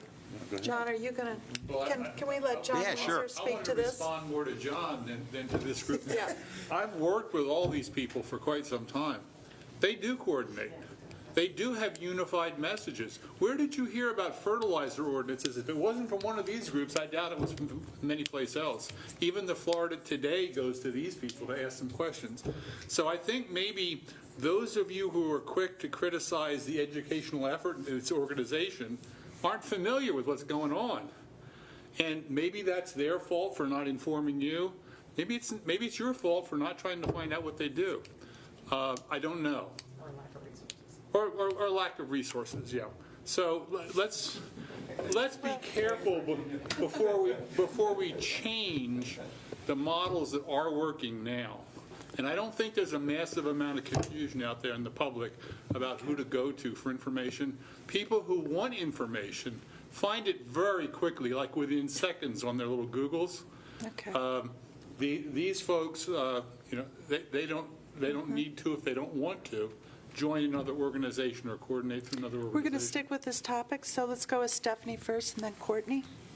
I just wanted to say I commend you all for everything you're doing. And really, there is a message out there, and I think that our constituents are getting that message. But I do think that if we had one standard marketing tool going out, that it has a greater impact. That if there's, one logo that we're going to use, one message that's going forth, you all are all saying the same thing, and every one of them has validity. We see the flamingos on all of the marketing that's already being done by the lottery, so that reinforces when you see the flamingo that it has to do with Florida. The blue and the life. All of you have excellent messages, but if you can get to one messaging vehicle that is going out county-wide, just in Brevard County, I think that that's going to have more impact. And Courtney. Can I say? So I've been doing special events in this area as Blue Life. I've been doing special events in this area since 2010. So the past 7 years we've been doing this. And yesterday I was at the Kennedy Space Center. They had their employee Earth Day event. I was there for 4 hours. There was 3 tents all preaching fertilizer. There was mine, the Blue Life, MRC was there with the Floridian, and then there was even a New Smyrna tent that was there. And I had a number of some of the smartest individuals in this county coming up to me and saying, but this says this, and this says this, and this says this. It's all on the same way, but it's all expressed in a different format. And so if we were causing confusion where there were some of the smartest people in the county, can you imagine what we're doing at just ordinary individual events? Yeah. So I, for one, am all for one unified message. I know that when I did the WAVE program, that was a huge problem. Some days I would put out a Watershed Action Volunteer tablecloth. Other days I would put out Brevard County Natural Resources. Another weekend I'd be Melbourne. Another weekend I'd be Cocoa. And yet the same people I would see over and over and over again. And they'd be like, okay, who are you representing today? I didn't even know who I was with in most cases. But the message was the same, but it was confusing. And that's why I created the Blue Life program in order to get like one umbrella. And 10 of the local municipalities have joined underneath that one umbrella here in Brevard County. And it does help. I can honestly say that it does help. I see it in the schools. I see it when I go out and I do the school programs, and then I target a special event right in that same area in that same week, because the kids will recognize it, they bring their parents over, and then they hear about it on the radio or they see it in a billboard ad. So a unified platform does work. I agree with both of you. Okay, Courtney, and then Vinny. So I was going to agree with kind of both Johns were saying. And every organization that's up here has a different mission, and they do different things, but I don't see any conflict. And I thought what Dr. Monroe was saying earlier was very, and I actually wrote it down, each person's going to trust each organization differently.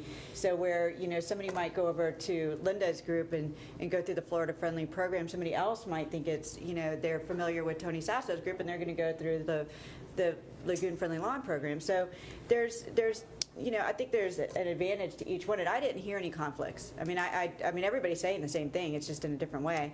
So what I do think, I think it would be great if we did have, one message, one logo, and so on. But, when I go to any of these events that we're talking about, like any environmental event, and you see, Keep Brevard Beautiful out there, you'll see IFAS out there in their tents and stuff. Each is saying very similar things about the lagoon, keeping your fertilizer out. Everyone's saying the exact same thing, but just to a different audience, their audience and their group. And I don't really see a problem, really. I think, everybody works together. I see everybody at every meeting. We all know each other really well. So, yes, could we get better? Sure. But I honestly, I just don't see the issue. I mean, I see, I see a lot of coordination, and I don't see any conflicts, and I see pretty much a very singular message about fertilizer, and everybody's agreeing on that one topic when we're out there messaging. Okay, Vinny, and then John. I think what Courtney was referring to is kind of the messenger theory, where it depends on who's saying the message, it can be heard different. So each of these people kind of spin it a little bit different based on who they are and who their circles of influence are. So that's kind of the messenger program. I had two things. First thing to talk about what the Johns, 2/3 of the Johns were saying. Maybe where to start would be on your timing.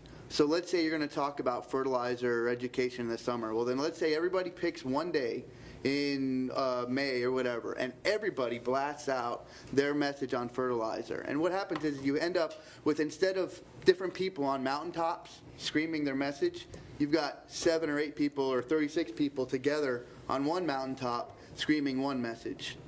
And that can help make your message seem bigger and defeat all the other noise that's in the system.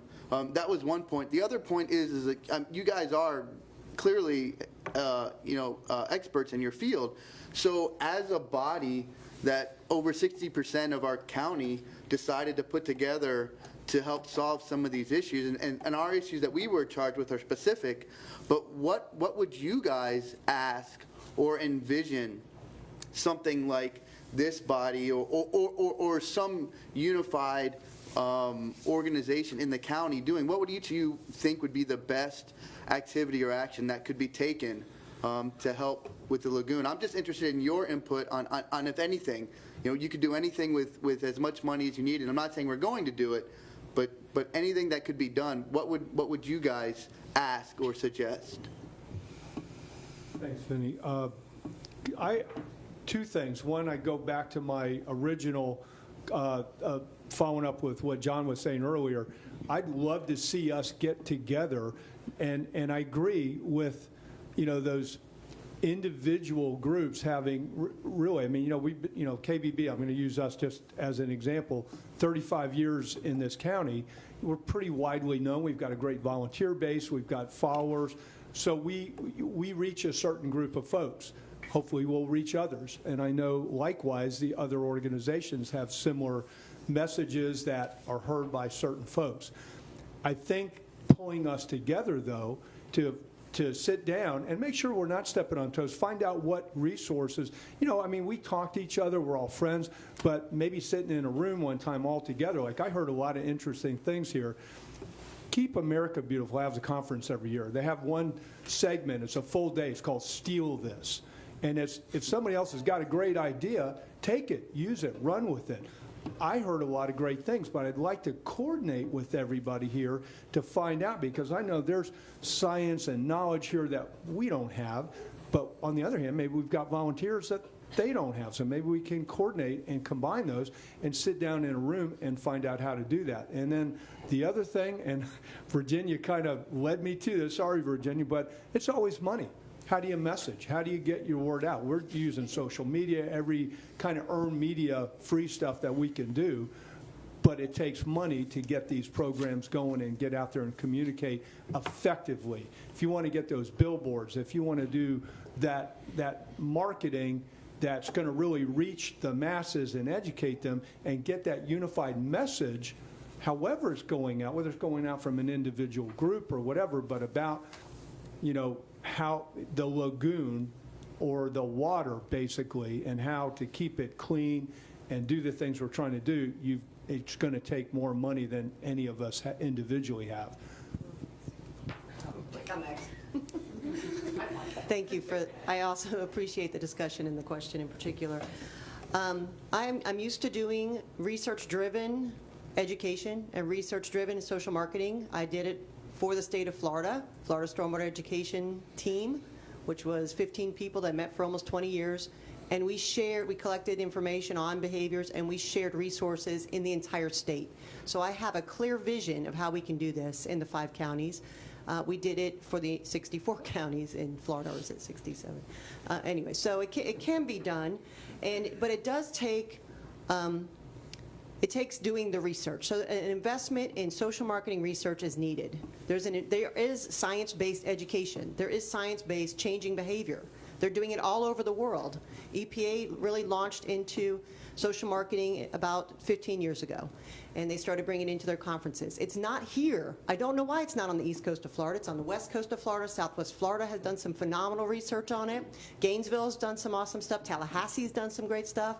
It's not here. It's not in the Indian River Lagoon. I would love that research here. I gave that up when I came here in 2013. I said, I guess I don't get to do my research anymore. I want my research back. We need it. If we're going to change behavior, we need to do it strategically. We need to understand who we're talking to. And there can be 100 messages, I'm sorry. It doesn't have to be one. We probably need 1,000 because you need to message specifically to your audience with exactly what they want to hear. Go tell Coke they need one message. How many Coke commercials do you see? There are a lot because they're talking to a lot of different people. So it's social marketing. You're understanding your audience. You're understanding what they want to hear. Who are they? Are they 16 or are they 60? What do they want to hear? You have to talk to them in their message. And you need to know what segment of society they are. Are we going to change the 20% that's almost about to change? Or are we going to change the 80% that's not even thinking about it? So you start, there's science to that. That's my frustration, and that's what I want to see the investment in. So are they whiteboard or are they PowerPoint?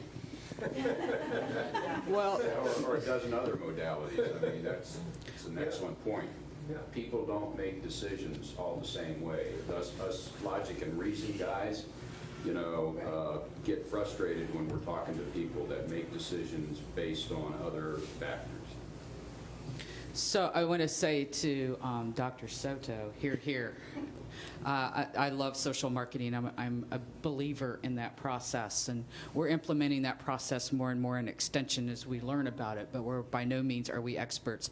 But what we are experts in, and I love what you guys are saying. I love this conversation because this is something that, you know, I've been thinking about and having some conversations with my colleagues about is we need to all do what we do well and focus on what we do well. And one thing we learned in extension here in Brevard County back in 2010 when our budget got slashed immensely was that, you know, we can't do it by ourselves, and we can't live in a silo, and we need to partner because we do only have 2 or 3 faculty members who work in horticulture.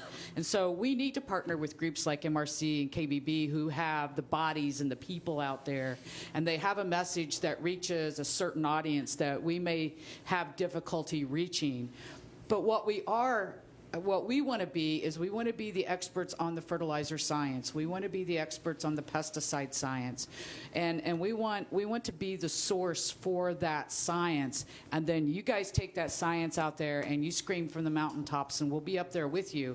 But I think that's one thing that does confuse the consumer. If I'm saying don't use weed and feed and someone else is saying that's a Lagoon-friendly product, we're sending out 2 different messages. And that's where I think we really need to get together. So that's my passion, is that we make sure that the science is what's leading the message and not just our passion for saving the lagoon. We got to make sure that the information is accurate and scientific.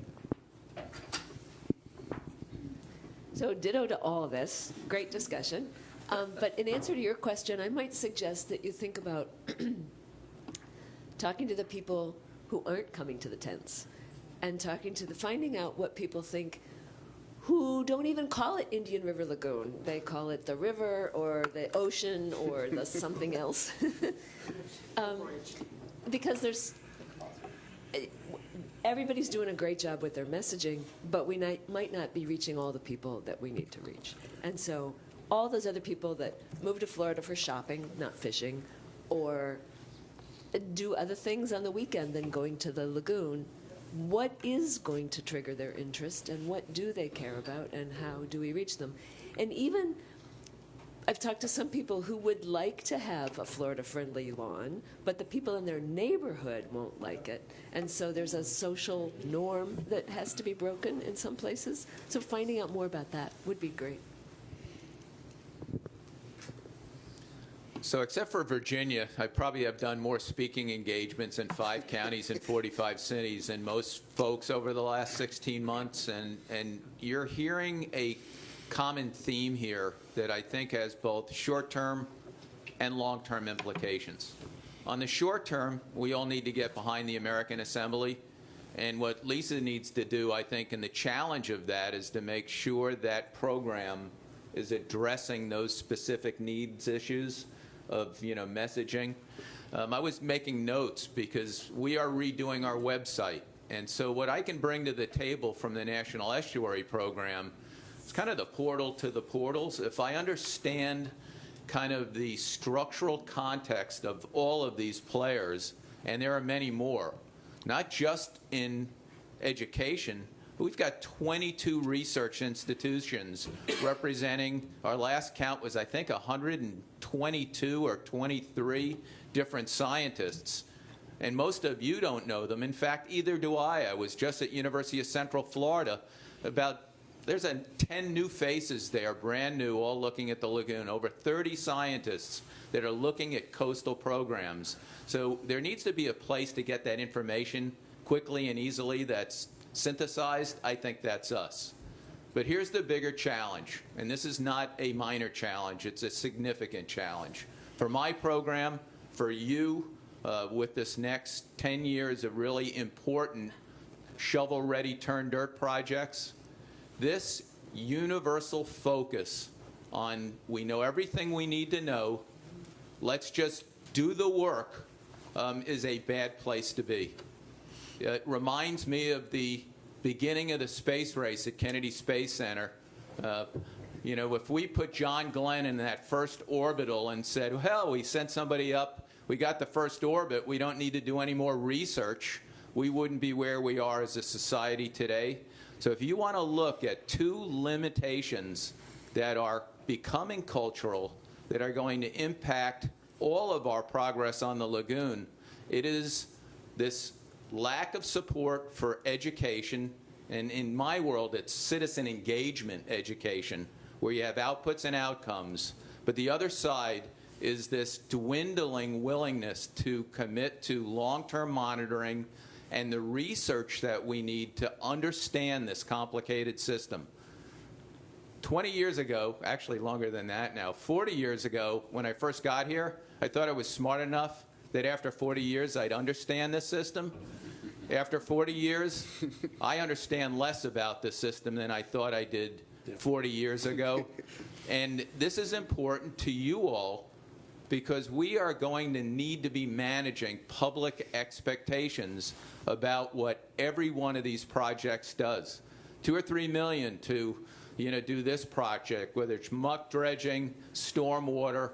The public thinks that we're going to see an immediate response. In fact, they want it already. I had a presentation last night, Kennedy Space Center, to the dive group. Really educated folks, and at the end, somebody said, well, is it getting better yet? And I said, why would you ask that question? He said, well, we just invested all this money with Save Our Lagoon. I mean, you got projects underway. Are you seeing a change? That's an education problem and an expectation, and that's part of the discussion we're going to need. It's not just about how we sell fertilizer. We need to sell a changed culture, which is going to start with knowledge delivery that's going to integrate not just the shovel-ready turn dirt. I'm happy we're doing something, and I support it wholeheartedly, but we shouldn't be doing it without science and without full engagement with our citizenry on why we're doing it, what the outcomes are. Okay, with that, I'd like to open it up to citizen questions. So if you could come forward, or please come forward to the mic. That's the only way our TV audience can join us. And if you don't mind, if you could line up as you have the questions so I can see I'm where Leslie we are in the Maloney. queue. I'm here representing Sierra Club, and I just have one question for the panel. If you could change one behavior, because money is limited, if you could change one problematic behavior, what would it be? Well, I have the microphone right in front of me, so I'll go first. If I could change one behavior, it would be to change the way developers design landscapes for new properties. And I would say we want to stop fertilizing altogether and force people to adopt a residential landscape that doesn't require fertilizer. And I'm just going to say ditto to what everybody here is saying, because I know they're all going to be saying more or less the same things I would be saying. That way I get to say a whole bunch of things instead of one. Agreed as well. I also think that fertilizer is something that is much more broad-based and applies to a larger majority of residents, as opposed to if we were to say septic systems or something like that. So it has a much greater impact. Mine's a little different. I'm going to say knowledge about the lagoon, because I think that if everybody knew what an amazing place that it actually is, then they would do everything that they can do in order to return it back to blue.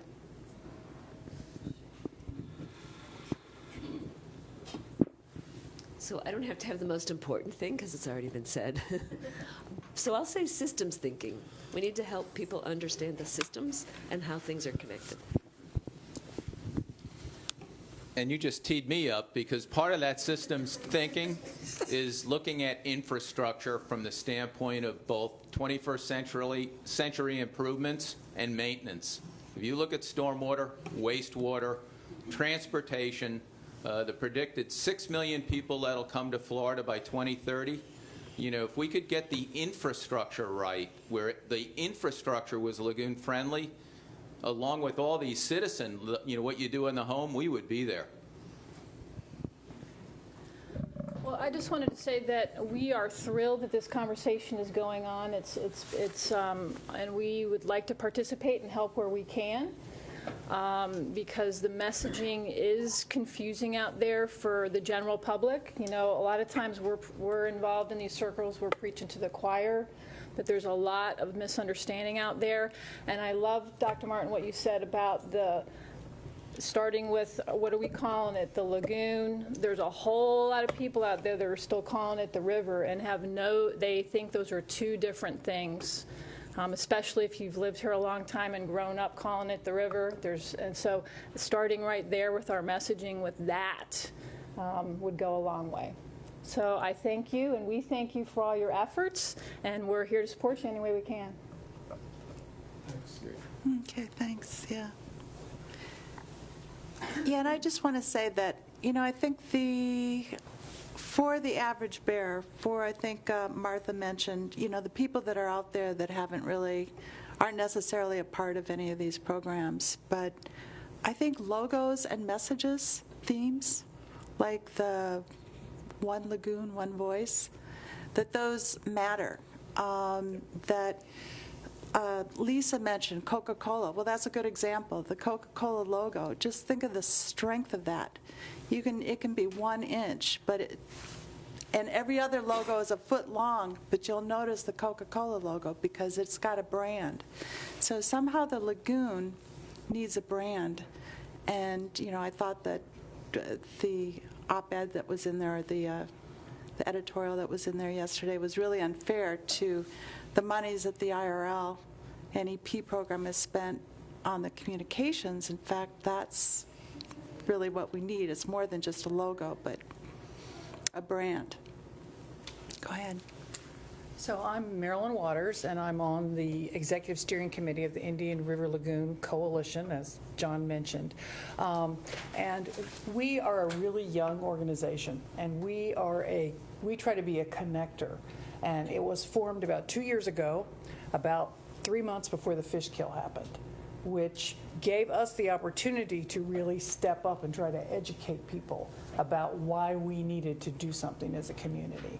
And I have worked in public affairs and public relations for 20 years, and I have never seen a community come together more quickly than to pass the sales tax for the lagoon.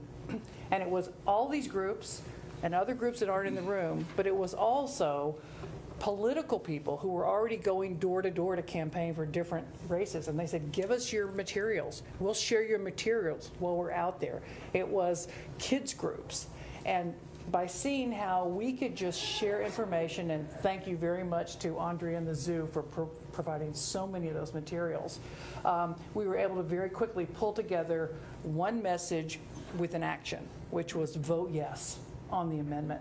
Every single precinct in Brevard County voted yes on that. And so I would offer, if we can be any kind of a support mechanism to help everybody, that's our goal here, is to support all the nonprofits and NGOs working on the lagoon.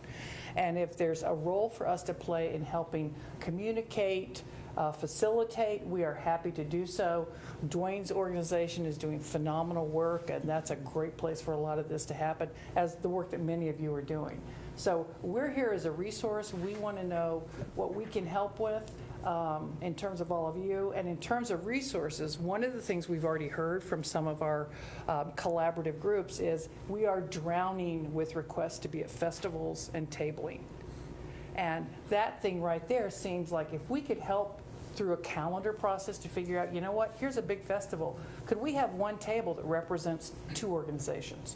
Or, you know, we went to this one last year and 10 people showed up. Maybe that's not the best use of our resources. So those kinds of things, we're happy to pull people together if indeed you think that would be of value. Thank you. Thank you. Vince?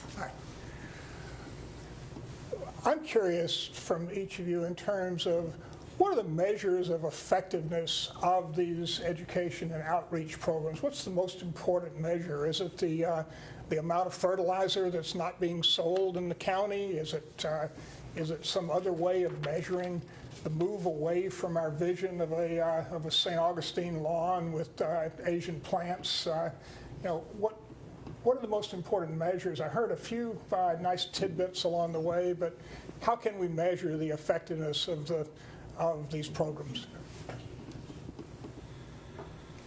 Madam Chair, may I take that one first? Yes. One of the challenges we have at the NEP is to create a comprehensive conservation management plan for the entire lagoon that embraces and incorporates all of these issues. And in our world, we work on, you know, a very specific EPA-driven model that's based on outputs, short, medium, long-term outcomes. And so the answer, Vince, is it depends on, you know, what you're looking at for those outputs and outcomes. And so in fertilizer, you know, it's going to be reduction.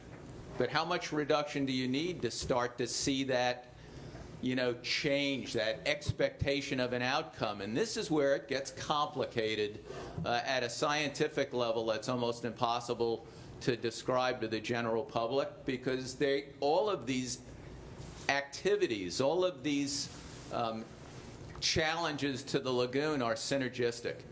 And so, you know, you push on the water balloon on one side and it pushes out on another. And so I have come to drop the science and just say this, that, you know, the outcome is to put the lagoon on a diet, a really strict nutrient diet. And that diet's got to come not just from skipping breakfast, but we need to be doing it at the levels you all are looking at it. And I applaud your attempts, and I've been on the record with you cautioning you about this cost per pound nitrogen. But what I love about it is it's simple. That, you know, you're looking at how many pounds of nitrogen reduced and the cost per pound of nitrogen, and as one metric, that is an important metric. And so each of us in these programs need to be thinking about outputs and outcomes in a quantitative way that is scientifically based, but together will be the, you know, that long-range outcome is the healthy, clean lagoon. That's going to be from all of these being successful at multiple levels with multiple deliveries. Good question. In addition to exactly what Duane said, I would add that Linda can evaluate how many people have taken action in the programs that she's responsible for. But it's really hard to measure how many of their neighbors have done the same thing, even though they've never been to her program. So there can be some of this synergistic effort that works to our advantage. It's really hard to calibrate that and measure it, but it helps make us more effective. Yeah, you know, what both of these guys said. And, you know, and to bring it down to a little bit more local programmatic level, each of us faculty members within Extension develop objectives, short-term, long-term, mid-term objectives, and we use those objectives to measure the outcomes and ultimately the impacts of our programs. So we do this on an annual basis, and we create multiple objectives. Those objectives, like I said, could carry over year after year, or some of those objectives may be more recently developed based upon local issues, local challenges in the community. So we carefully measure, but as Duane and Martha both said, there are challenges to that. Thank you. I've been involved with doing public education evaluation for a large part of my career, and it is really difficult because you've got a giant audience. You've got millions of people that you're trying to understand what are they doing all the time. And like Dr. Monroe suggested, the reach that you get by going to one person usually extends farther than that. So the So, you figure out who exactly is the population you want to reach, and it can't be the entire population of the county, because then your denominator is huge. So if you're only reaching 5,000 out of 500,000, that looks bad. You want it to be, we want to reach the people who are fertilizing the lawns themselves, and they are fertilizing too much. And then figure out how many, that's probably only 1.2% of your population. Those are the people you want to reach. That number is on your denominator now. So then you evaluate that. Did I reach the 1.2% of my population that I really wanted to reach with this campaign? So that's step one. Yay, check, done, evaluated, successful. Then, did they do what they were supposed to do? So that's a whole nother set of surveys and questionnaires that you go back to your public and you say, did you do it, this? And then you can't say, are you going to do it, and expect them to not lie, because they will. So you have to just keep asking them again, are you doing it now? Are you doing it now? Are you doing it now? Are you doing it now? And then you see a change of behavior over time. So then you've got behavior change, check, done. So this is thousands, tens of hundreds of thousands of dollars worth of research probably. So now you know their likelihood to change and if they've actually done it. Ultimately, you want to know the environmental change. So now we're back to monitoring again. So we need to have enough monitoring in place so we're going to see a change in water quality in the community where, or among your population, where you saw it. So the way to do it is to do pilot projects, because you can do those cheaper. So you can go, and who would I target? HOAs, like Linda's doing, because that's where we know we've got the highest percentage of people who are applying more fertilizer than anywhere else, and they are really stuck with it because they've got a law, really pretty much a covenant that says your lawn must be perfect or we're going to fine you. So they turn it over to their professional and like, make my lawn perfect or I'm going to charge you. I'm not going to pay you. So you start with your HOAs, and then you can monitor the retention ponds. So it's smaller. It's like a tiny pilot project of what you hope to do throughout the entire lagoon, and then you attempt to do those a couple times, and then you interpolate. Then you go from there and assume that if you can reach all your HOA people, which is going to be a set percentage of your community, that it's going to result in a reduction of nitrogen in the receiving waters of the retention pond or the river or whatever it is that it flows into by X percent, because you've actually done the measurement. That's the ideal. That's the way, and that's the type of research that would really show that education is successful. Thanks, Vince. You all are tough because you come up and say one thing, and as you can see, there's plenty of things. I'm going to touch base on just one, and it was discussed here quite a bit, and it's a source point, end point issue, and we would reach so many more people, and it would be so much simpler if the retail outlets, where people go to get fertilizer, would begin that education process. And unfortunately, that's not really happening under any circumstances. It's not really happening. And if it is, it's not happening very well. So what we are doing is we're going to the individual, the endpoint, the yard. And let me just say that, while it's only about 100 people so far, those folks, I know even like in my own yard, and I have to tell you, honestly, I tried to figure out I'm an engineer, and looking at all the science of fertilizer and which ones to use and which ones not to use and when to use it, I just quit using it. Simple as that. So I don't put any fertilizer down. My neighbors, while they don't have lagoon-friendly lawns, they are talking to me about my yard. And so there's probably a half a dozen people just in my neighborhood in the last few months that see a nice green lawn, see my sign, and have been asking me about it. We were just talking in here earlier, probably at least half, probably more, of the people in this room have lagoon-friendly lawns, don't have signs up. The point is that peer-to-peer is what we're reaching out for. While I don't think that's the most important thing to be doing, and I'm not talking against our program, I think it would be more important to get to the source point rather than the end point. Oops, there goes my name. I'll pick another name. I personally, since I'm in marketing, have a very different measurement point. It is still based on, science, so I'll kind of skip that piece.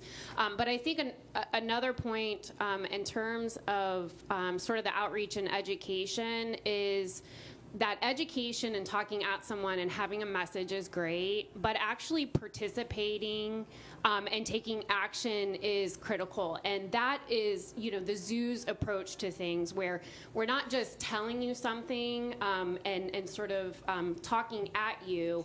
We're really encouraging you to participate, whether that's, planting a mangrove and taking it home and fostering it for a year. It's participating in doing oyster mats, or actually being privileged enough to be an oyster gardener because you live along the lagoon.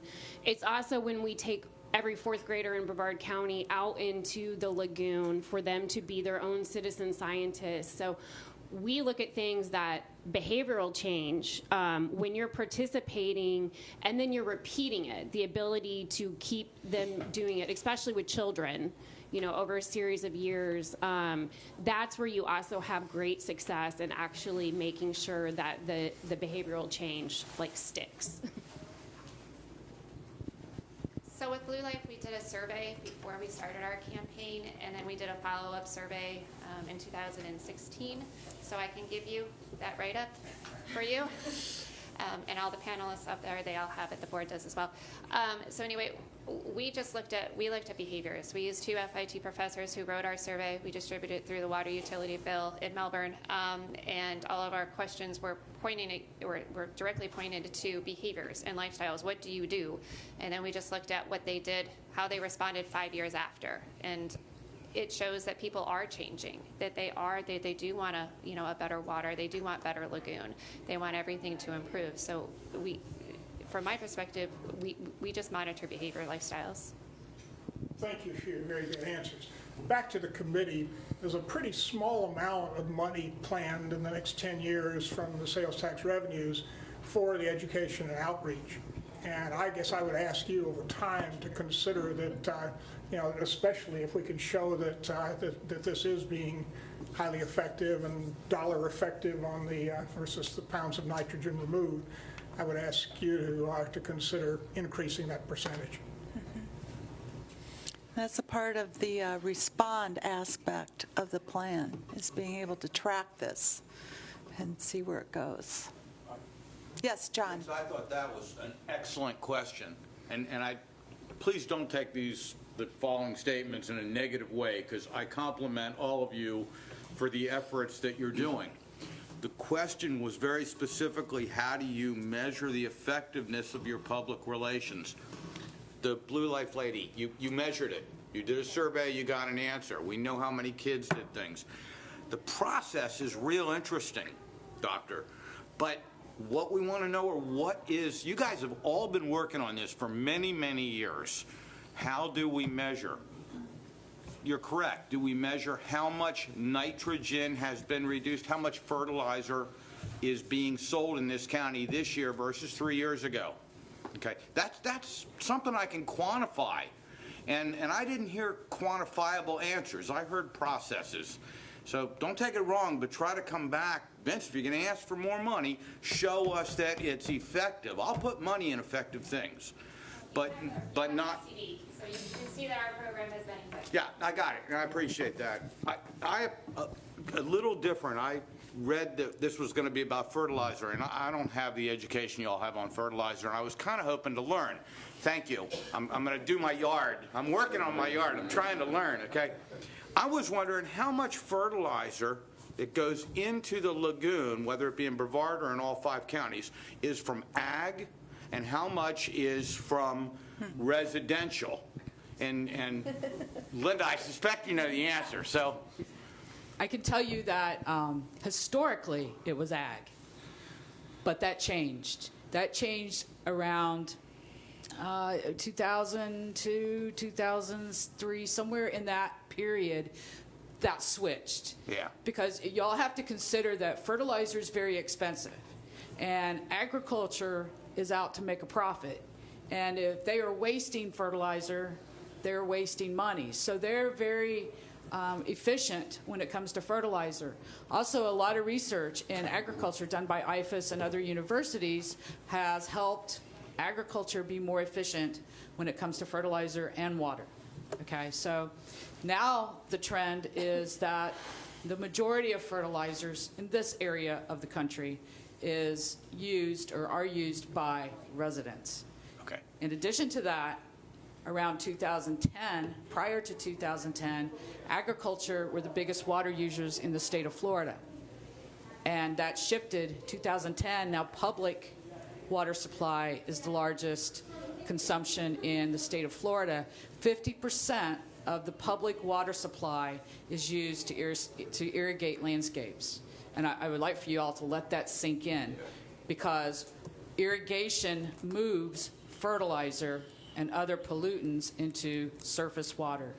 So I want that to sink in, because that is a message that isn't getting out there, and that's one that I'm working on now, and so I'm kind of passionate about it. Linda, if I could, there's less farming and more residents now. I'm making that assumption over 10 or 20 years. Well, you can make that assumption in some areas of Florida, but in some areas you couldn't. Brevard County, we still have the same amount of acreage. We still have a significant amount of acreage for cattle production. Citrus has certainly decreased. There's no question about that. We've seen a decrease in citrus. So, but livestock is still pretty much the same. An increase in residential. We're absolutely seeing an increase in residents. Absolutely. And Linda, can I just follow up quickly, that what percentage of that is reused water that has a higher nitrogen level? No, that's a question that I can't answer. Okay. So of that 50% that's used for the landscape, I don't know the answer to that. Maybe somebody else knows the answer to that. I know some municipalities do it. I don't know all of them that do it. I know Cocoa Beach, for example. Well, Cocoa Water Utilities serves Cocoa Beach at 80,000 of the population. I'd like to address the beginning of John's statement, if I may. I think the point that I was trying to make that wasn't clear is we haven't got the money to do the evaluation research. So Blue Life is lucky that they got enough funding. They obviously have the resources to do surveys. We don't. So there hasn't been a lot of evaluation work done among the programs, unfortunately. It costs a lot of money to do representative surveys and bring in experts to create surveys and do real good survey work. And is a survey a good measurement, or is the amount of fertilizer sold a better measurement, for example? Is the amount of water used a better measurement? Is the amount of change in number of lawns or HOAs who change their processes? That's a quantifiable measurement versus an attitudinal change. Right. So to answer some of your questions, we do surveys for all of our programs. Okay, we do, and there are different modalities. We may do a pre-post test. We may do one online. We may do some post-reflective surveys. I use those a lot in my programs. We may do 6-month follow-up. We may do 1-year follow-up. Sometimes I do a 3-year follow-up, and that's to capture behavior change. And we do have experts. We use our expertise at the university to help us develop some of those surveys, especially if we're looking at something specific and fairly new. As far as measuring fertilizer sold, that is not a really good measurement, because you may have people down in Palm Bay who may go down to Sebastian to buy fertilizer. So that really doesn't tell us much. Also, it doesn't tell us a lot because, people may be fertilizing their fruit trees, but not their turf grass. And so, we would rather say that if 70% of, 100 participants now follow IFAS recommendations for fertilizer, we know by that information that the amount of pollutants going into the lagoon is going to decrease if they're fertilizing appropriately. The problem is that most people do not fertilize appropriately because they either don't know how or because they think their landscape company didn't put enough on, so they're going to come back and put more on. And I know this happens. So. Oh, that's all right. So just real quick, and you talked about years. I'm just going to, respectfully, we've only been doing this for less than a year now. We started our program about 10 months ago, probably implemented it closer to 8 months ago. We've got almost 100 yards, about 90-something yards right now. So to me, that's quantifiable, not just by the yards, but by that cultural change. It's not the same thing as how much stuff is going in the lagoon or how much stuff is being sold, but it's the cultural change aspect that I know Dr. DeFreeze talks about, that long-term understanding. It's going to take a long time. It's cultural. And by that, anecdotally, we could consider several hundred people are now more aware and changing the culture about the lagoon. Same thing like what they're doing with Blue Life. It's changing culture. And they can quantify, that's how we quantify. It's not that big right now, but hopefully it gets bigger and we keep broadening that out through peer-to-peer programs. By the way, thank you all. Being challenged makes us all better. And thank you, Tony, because you just said we can grow more. You have a number to start from. And you've done an extraordinary job in less than a year. So thank you. Right, and that's what I was going to say. No matter what, you have to start with the baseline, which oftentimes means that's the first resource. You have to, based on whatever it is that you want to measure, have a baseline. And we start there, and then you have to go spend the money again to go and test it and see what that behavioral change is. And sometimes it can be years. I mean, we have a program where we touch fifth graders from Title I schools, but until we see the change in the graduation rate, can we really in some ways say that this is the program that works? And that's a long time. Okay. Okay, so we're going to, I think we'll go ahead and move forward. How long, Courtney, is your video? 37. So we're coming to the top of our 3 hours where we'll have to vote to stay longer. So we've got a really important discussion that we're quite well queued up for at this point from Vinny on our communication strategy. So do you think it makes sense to go ahead and push that to the next meeting, or begin that conversation and extend this meeting? I don't know how tired we lost Stephanie, and she's one of our education people. I wanted to get the strategy out, which I did, so everyone got a chance to see it. Maybe if we took 5 minutes for any questions that people had after they read it. Okay. And maybe I could just do a really quick, brief walkthrough, and then we could always table it for the next time. But it does kind of tie into Dylan or Courtney's video as well. Mm-hmm. Okay, great. So let's start with Courtney's video. We'll have 5 minutes of questions, and then we'll open it up for public comment. And we would need to vote then to stay longer. Madam Chair, I make a motion that we extend the meeting till 11:45. Is there a second? Second. John seconds? Okay. All in favor? Aye. Okay, 11:45. Or less. I think John has a question. Right? Does it create a sunshine issue to send questions to Vinny? I mean, it's great. I read it all, made notes. I don't want to waste everybody's time on that, but I also don't want to accidentally violate something by just asking him. You just can't respond? Okay. Yeah. Is that right? So how do we? That's correct. You can have unilateral conversation, so you can send him your questions, but he can't respond to you. So he could prepare answers to the questions for the next meeting, but he can't respond to you. You won't So be able. those questions should be addressed through Virginia, right? I would recommend sending all questions to Virginia. Virginia can forward them over to Vinny, and Vinny can address them at the next meeting, but he cannot send his responses back to anyone else. Okay. Okay. Cool. Great. Thank you for your work, Vinny. My pleasure. Okay. Do you want to introduce the video? Yes, as you recall, at the last meeting, we had offered to provide a sample of what a video could look like for, say, Facebook or for a website.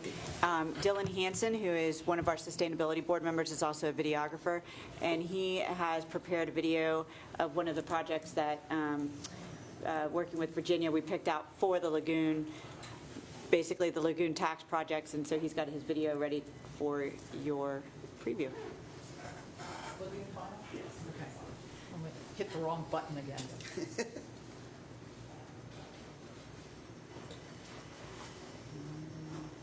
Well, why isn't it? maybe turn the volume up? I think it was lowered from the last presentation. Yeah. So we're about to embark on this 10-year plan. Why isn't it doing TV now when it was doing it before? I'm F5ing it. Anybody? So we're about to embark on this 10-year plan to restore the Indian River Lagoon. It's got 3 major components: reducing the amount of excess pollution that's going into the lagoon, removing the excess pollution that's already accumulated in the lagoon, and then restoring a lot of the natural. Oh, okay, hold on. Maybe it was upstairs. Maybe it was in the TV room. Yeah, they might have turned it down because it was so loud before. I don't know why that F5 isn't going. Okay, it's working now. I'm going to back it up. You guys can do the thing. That's why you need a professional. High school.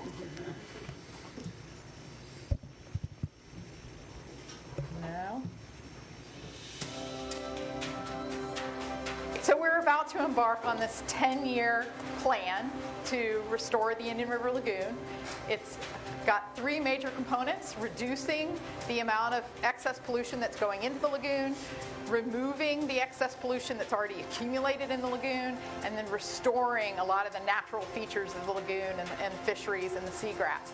So one of the first ways that we are going to reduce pollution going into the lagoon is by reducing the number of septic tanks along the lagoon that are contributing both nitrogen and phosphorus pollution, as well as bacteria that can be harmful to humans, and pharmaceuticals that are impacting the immunity health of our dolphins and manatees. The objective and goal is to have every one of those homes, so it's a total of 141 homes because we have 2 vacant lots in there, connected to our central sewer system by the end of September 2017.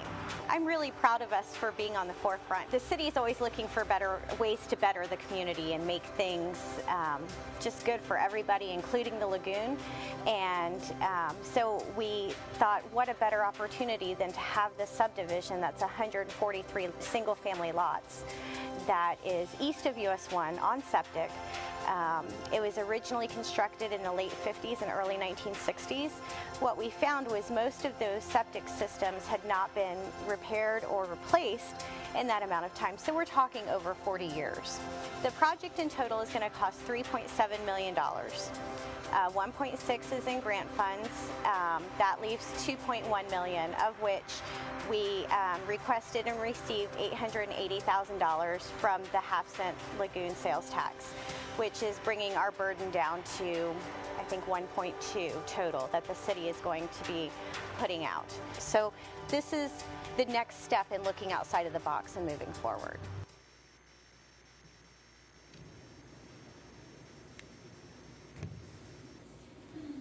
So short and sweet. Yeah, great. Well done. That was really good. Yeah. Yes. Yes. We ought to recognize the guy that put it together, Yeah. too, Dylan. Dylan's put a lot of our videos together for our city. We just had some put out for like our bat houses, things like that. They're very popular. They go flying through Facebook. They're shared quite a bit.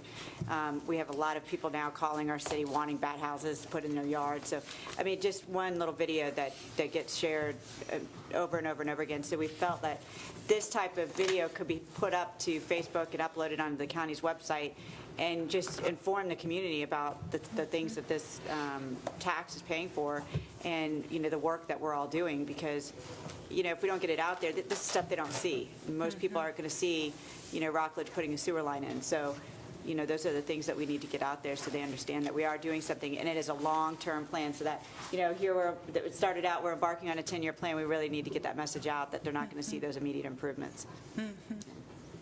I'd much rather see that on Facebook and all the garbage I've had to read over the last couple of weeks and the emails that are completely untrue.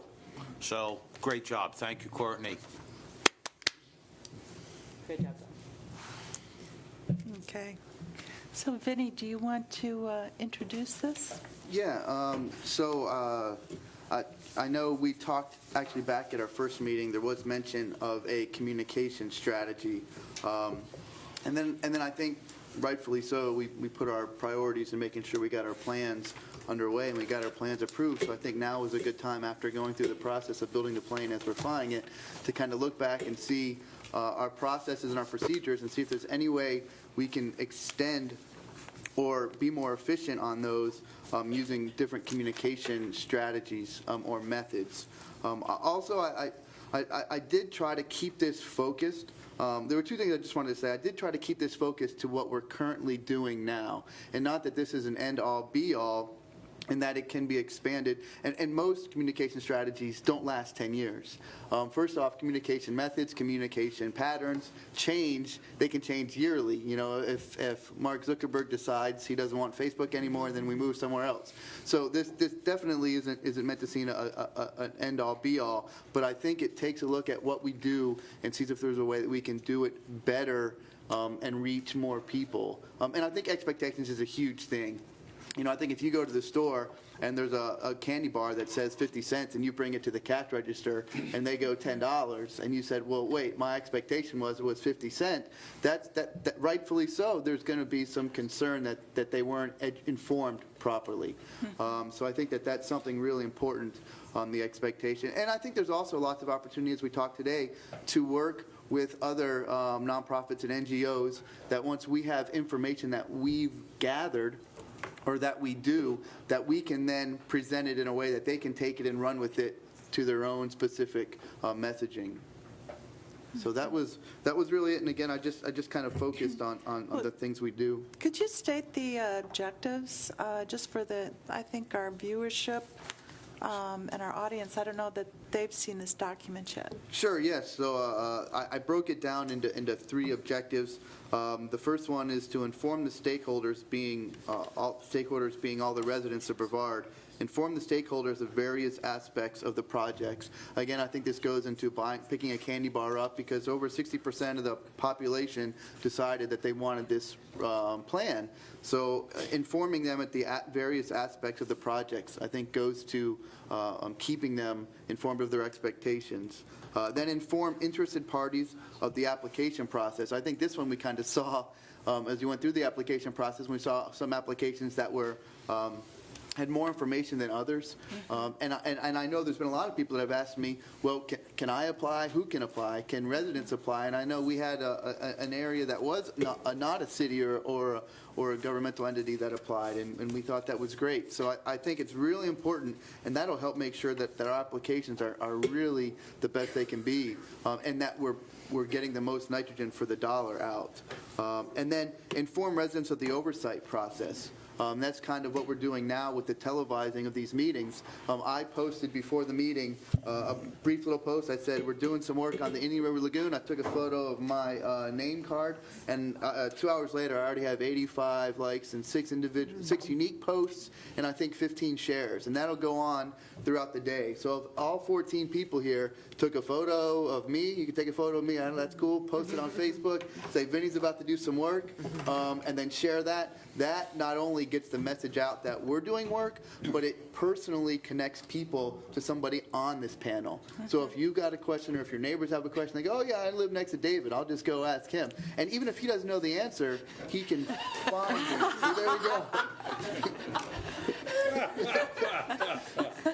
All right. So informing the residents of the process. So let's go back to the candy bar. You went to the candy bar one day and it was 50 cents. The next day you go back and it's $5. So it says $5 on it. You bring it to the cash register and you say, well, how come the price increased? And they say, oh, well, there's a shortage of chocolate and there was a tax on chocolates. You know, if you can understand the process, then maybe you're more likely to say, okay, you know, I'll understand. I'll pay $5 this time because it's going to go down to 25 cents in 2 weeks. You know, if you can understand the process, it can help somebody be invested in the process. And I know we are on TV, But I noticed, as I post that, I had some friends that say, I've cut the cable, I don't have TV. And I said, oh, well, it streams online on Space Coast Government TV, but it doesn't stream on mobile devices, I don't think. So we all know how often we spend on our tablets and our phones, but again, it's making sure that the information it's removing barriers, as I think one of our presenters talked about, and making it easy. Because who's going to buy that candy bar at the store if you've got to run through an American Gladiator style to get to the cash register? You're not going to do it. Okay. So at this point, I think we want to... If I could. Go ahead, John. I have a comment in the motion. The comment is this is brilliant stuff. It keeps us in our lane. It's exactly what we need to codify things we've been talking about since our very first meeting in December. I have a motion that the committee endorse the strategic communications plan before us, that we recommend it be used by the county staff, and that Mr. Toronto be anointed by the committee to represent the committee in working with county staff and helping maintain the plan. I seek a second. Second. Courtney seconds the motion. Is there discussion? Yeah, I just would like to spend a little more time reviewing the plan before we, go take that step. I mean, definitely Vinny should be the spokesperson to represent this as it goes through the process, but I don't think we had a good enough chance to discuss it today, and I'd like to see it on the next agenda item as the first thing that we look at. Okay, and John? I second everything Charles just said. We haven't discussed it enough. Can we put it on? Can we? Well, we'll deal with the motion that we have in front of us. Well, the motion is to approve it.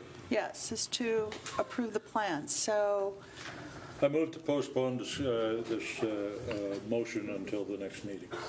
Second. Okay. All those in favor? Say aye. And opposed? Okay.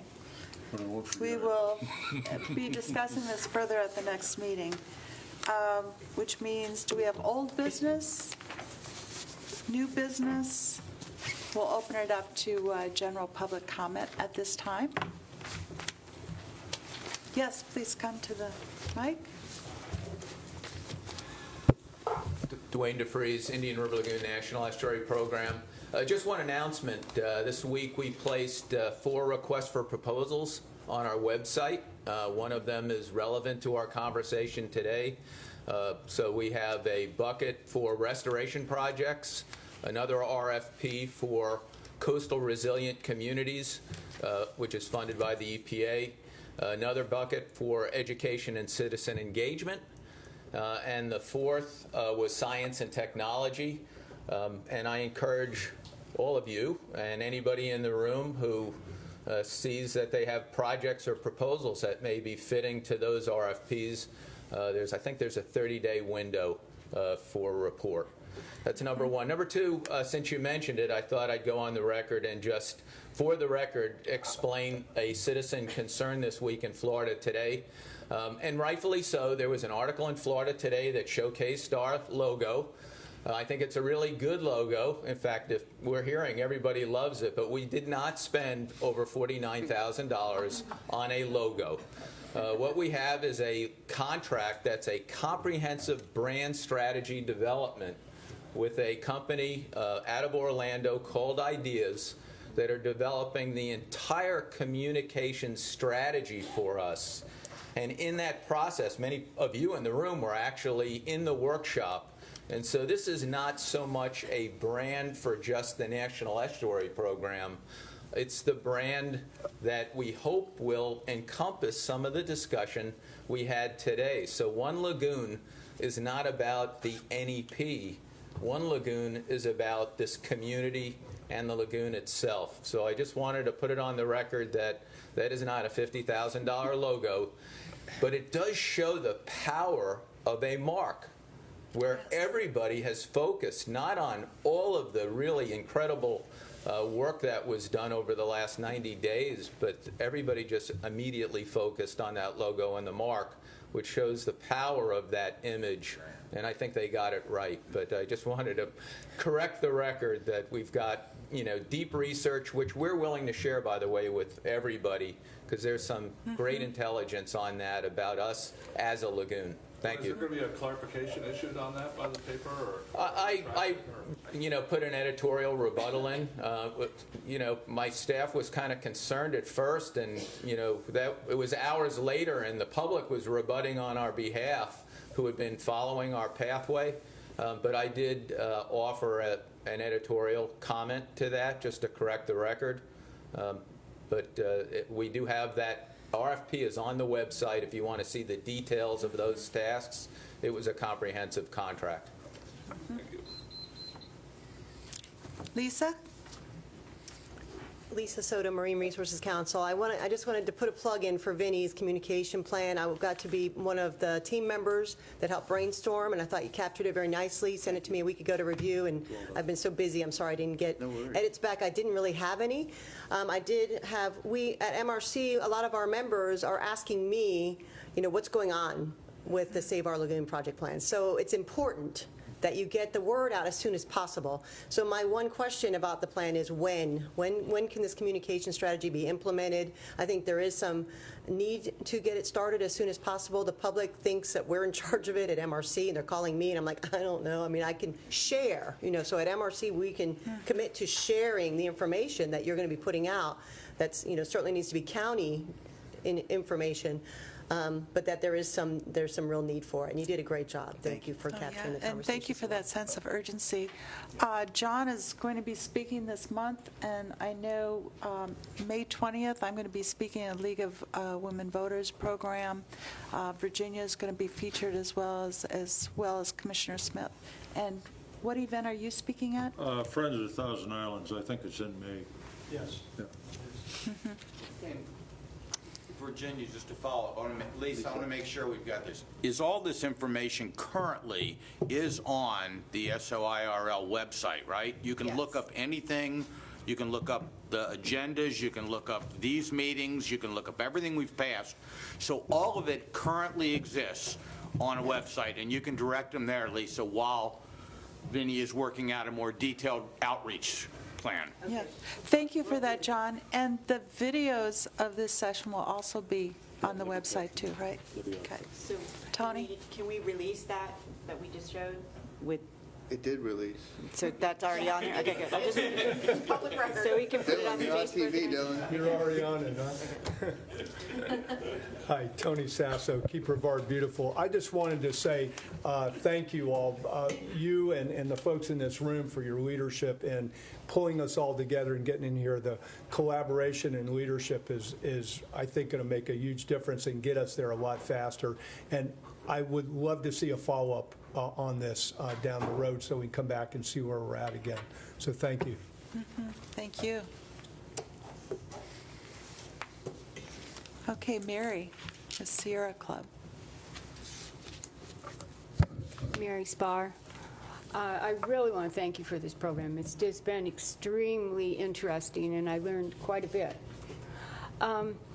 This program was focused more on what is generally being done for education and fertilizer, education in particular.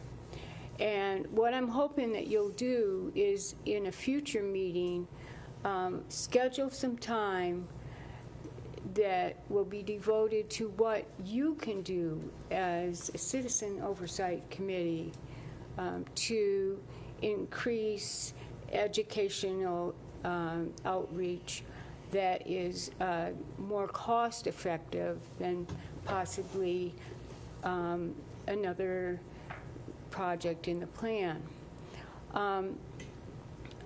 I really think that your role is extremely important. I really do. And to have further discussion on maybe some policies toward educational components of stormwater or septic or muck dredging programs that you could encourage, or to have a discussion on how it might be possible if there were an educational project devised or, well thought out that would be more cost-effective in terms of the amount of nutrients removed, per the dollar, how we could have a project substitution. Right now, you have $625,000 budgeted for the entire 10 years, and it is, compressed into 5 years. And it is possible if a project were shown to be more cost-effective than another project. That is your job to vet the substitute project. So I hope that you continue this discussion because it was just super interesting. Thank you so much. Okay. Do we have any final comments? I just wanted to real quick I forgot to thank Virginia for setting the group together with Duane and Keith Winston, who's not here, and Leesa and Don from the county. So thank you for setting that up and getting the ball rolling. And thank you to Craig, who's in the audience. He helped me look at the draft of it, and I've had 8 or 9 industry professionals who looked at it. So I just wanted to thank them as well. Lots of interest. You always ask people, I'm writing this, and they say, well, what else can I do? So it's there. Okay. And so we'll be sending any questions about the communications plan through Virginia, and also getting back to the metrics by which we'll determine, or which you'll determine, which projects are going to be funded. We would certainly encourage everyone to be thinking about that and submitting those to Virginia as well. I don't know, probably at some point we'll be discussing that. Yes. If I could, there's $125K in each of 5 years dedicated in the Lagoon plan, dedicated to fertilizer education. It's in the hands of the county staff. It is not a project that will come to us for review. I think it is legitimate for us, when you are ready to tell us what the game plan is, for us to listen to it, and we may have some thoughts and comments on it.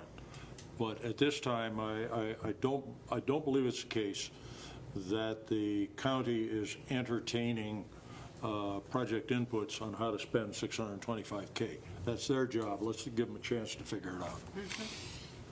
Okay. None of that's year 0, correct? No, it kicks in on the 1st of October. It's $125K a year. Right. And I would guess that amount of money is very fungible year to year. Okay, and hearing no other comments, we adjourn. On time. 3 minutes early. What do we 3 need? minutes early. I'm sorry, do we have something? Opinions expressed by any member of the public during any period of public comment do not necessarily reflect the views or opinions of the Board of County Commissioners of Brevard County, Florida, Space Coast Government Television, or the program sponsor, and are solely those of the presenter. The Board of County Commissioners of Brevard County, Florida, Space Coast Government Television, and the program sponsor hereby expressly disclaim any and all responsibility or liability for any defamatory or slanderous statements expressed by any member of the public during any such period.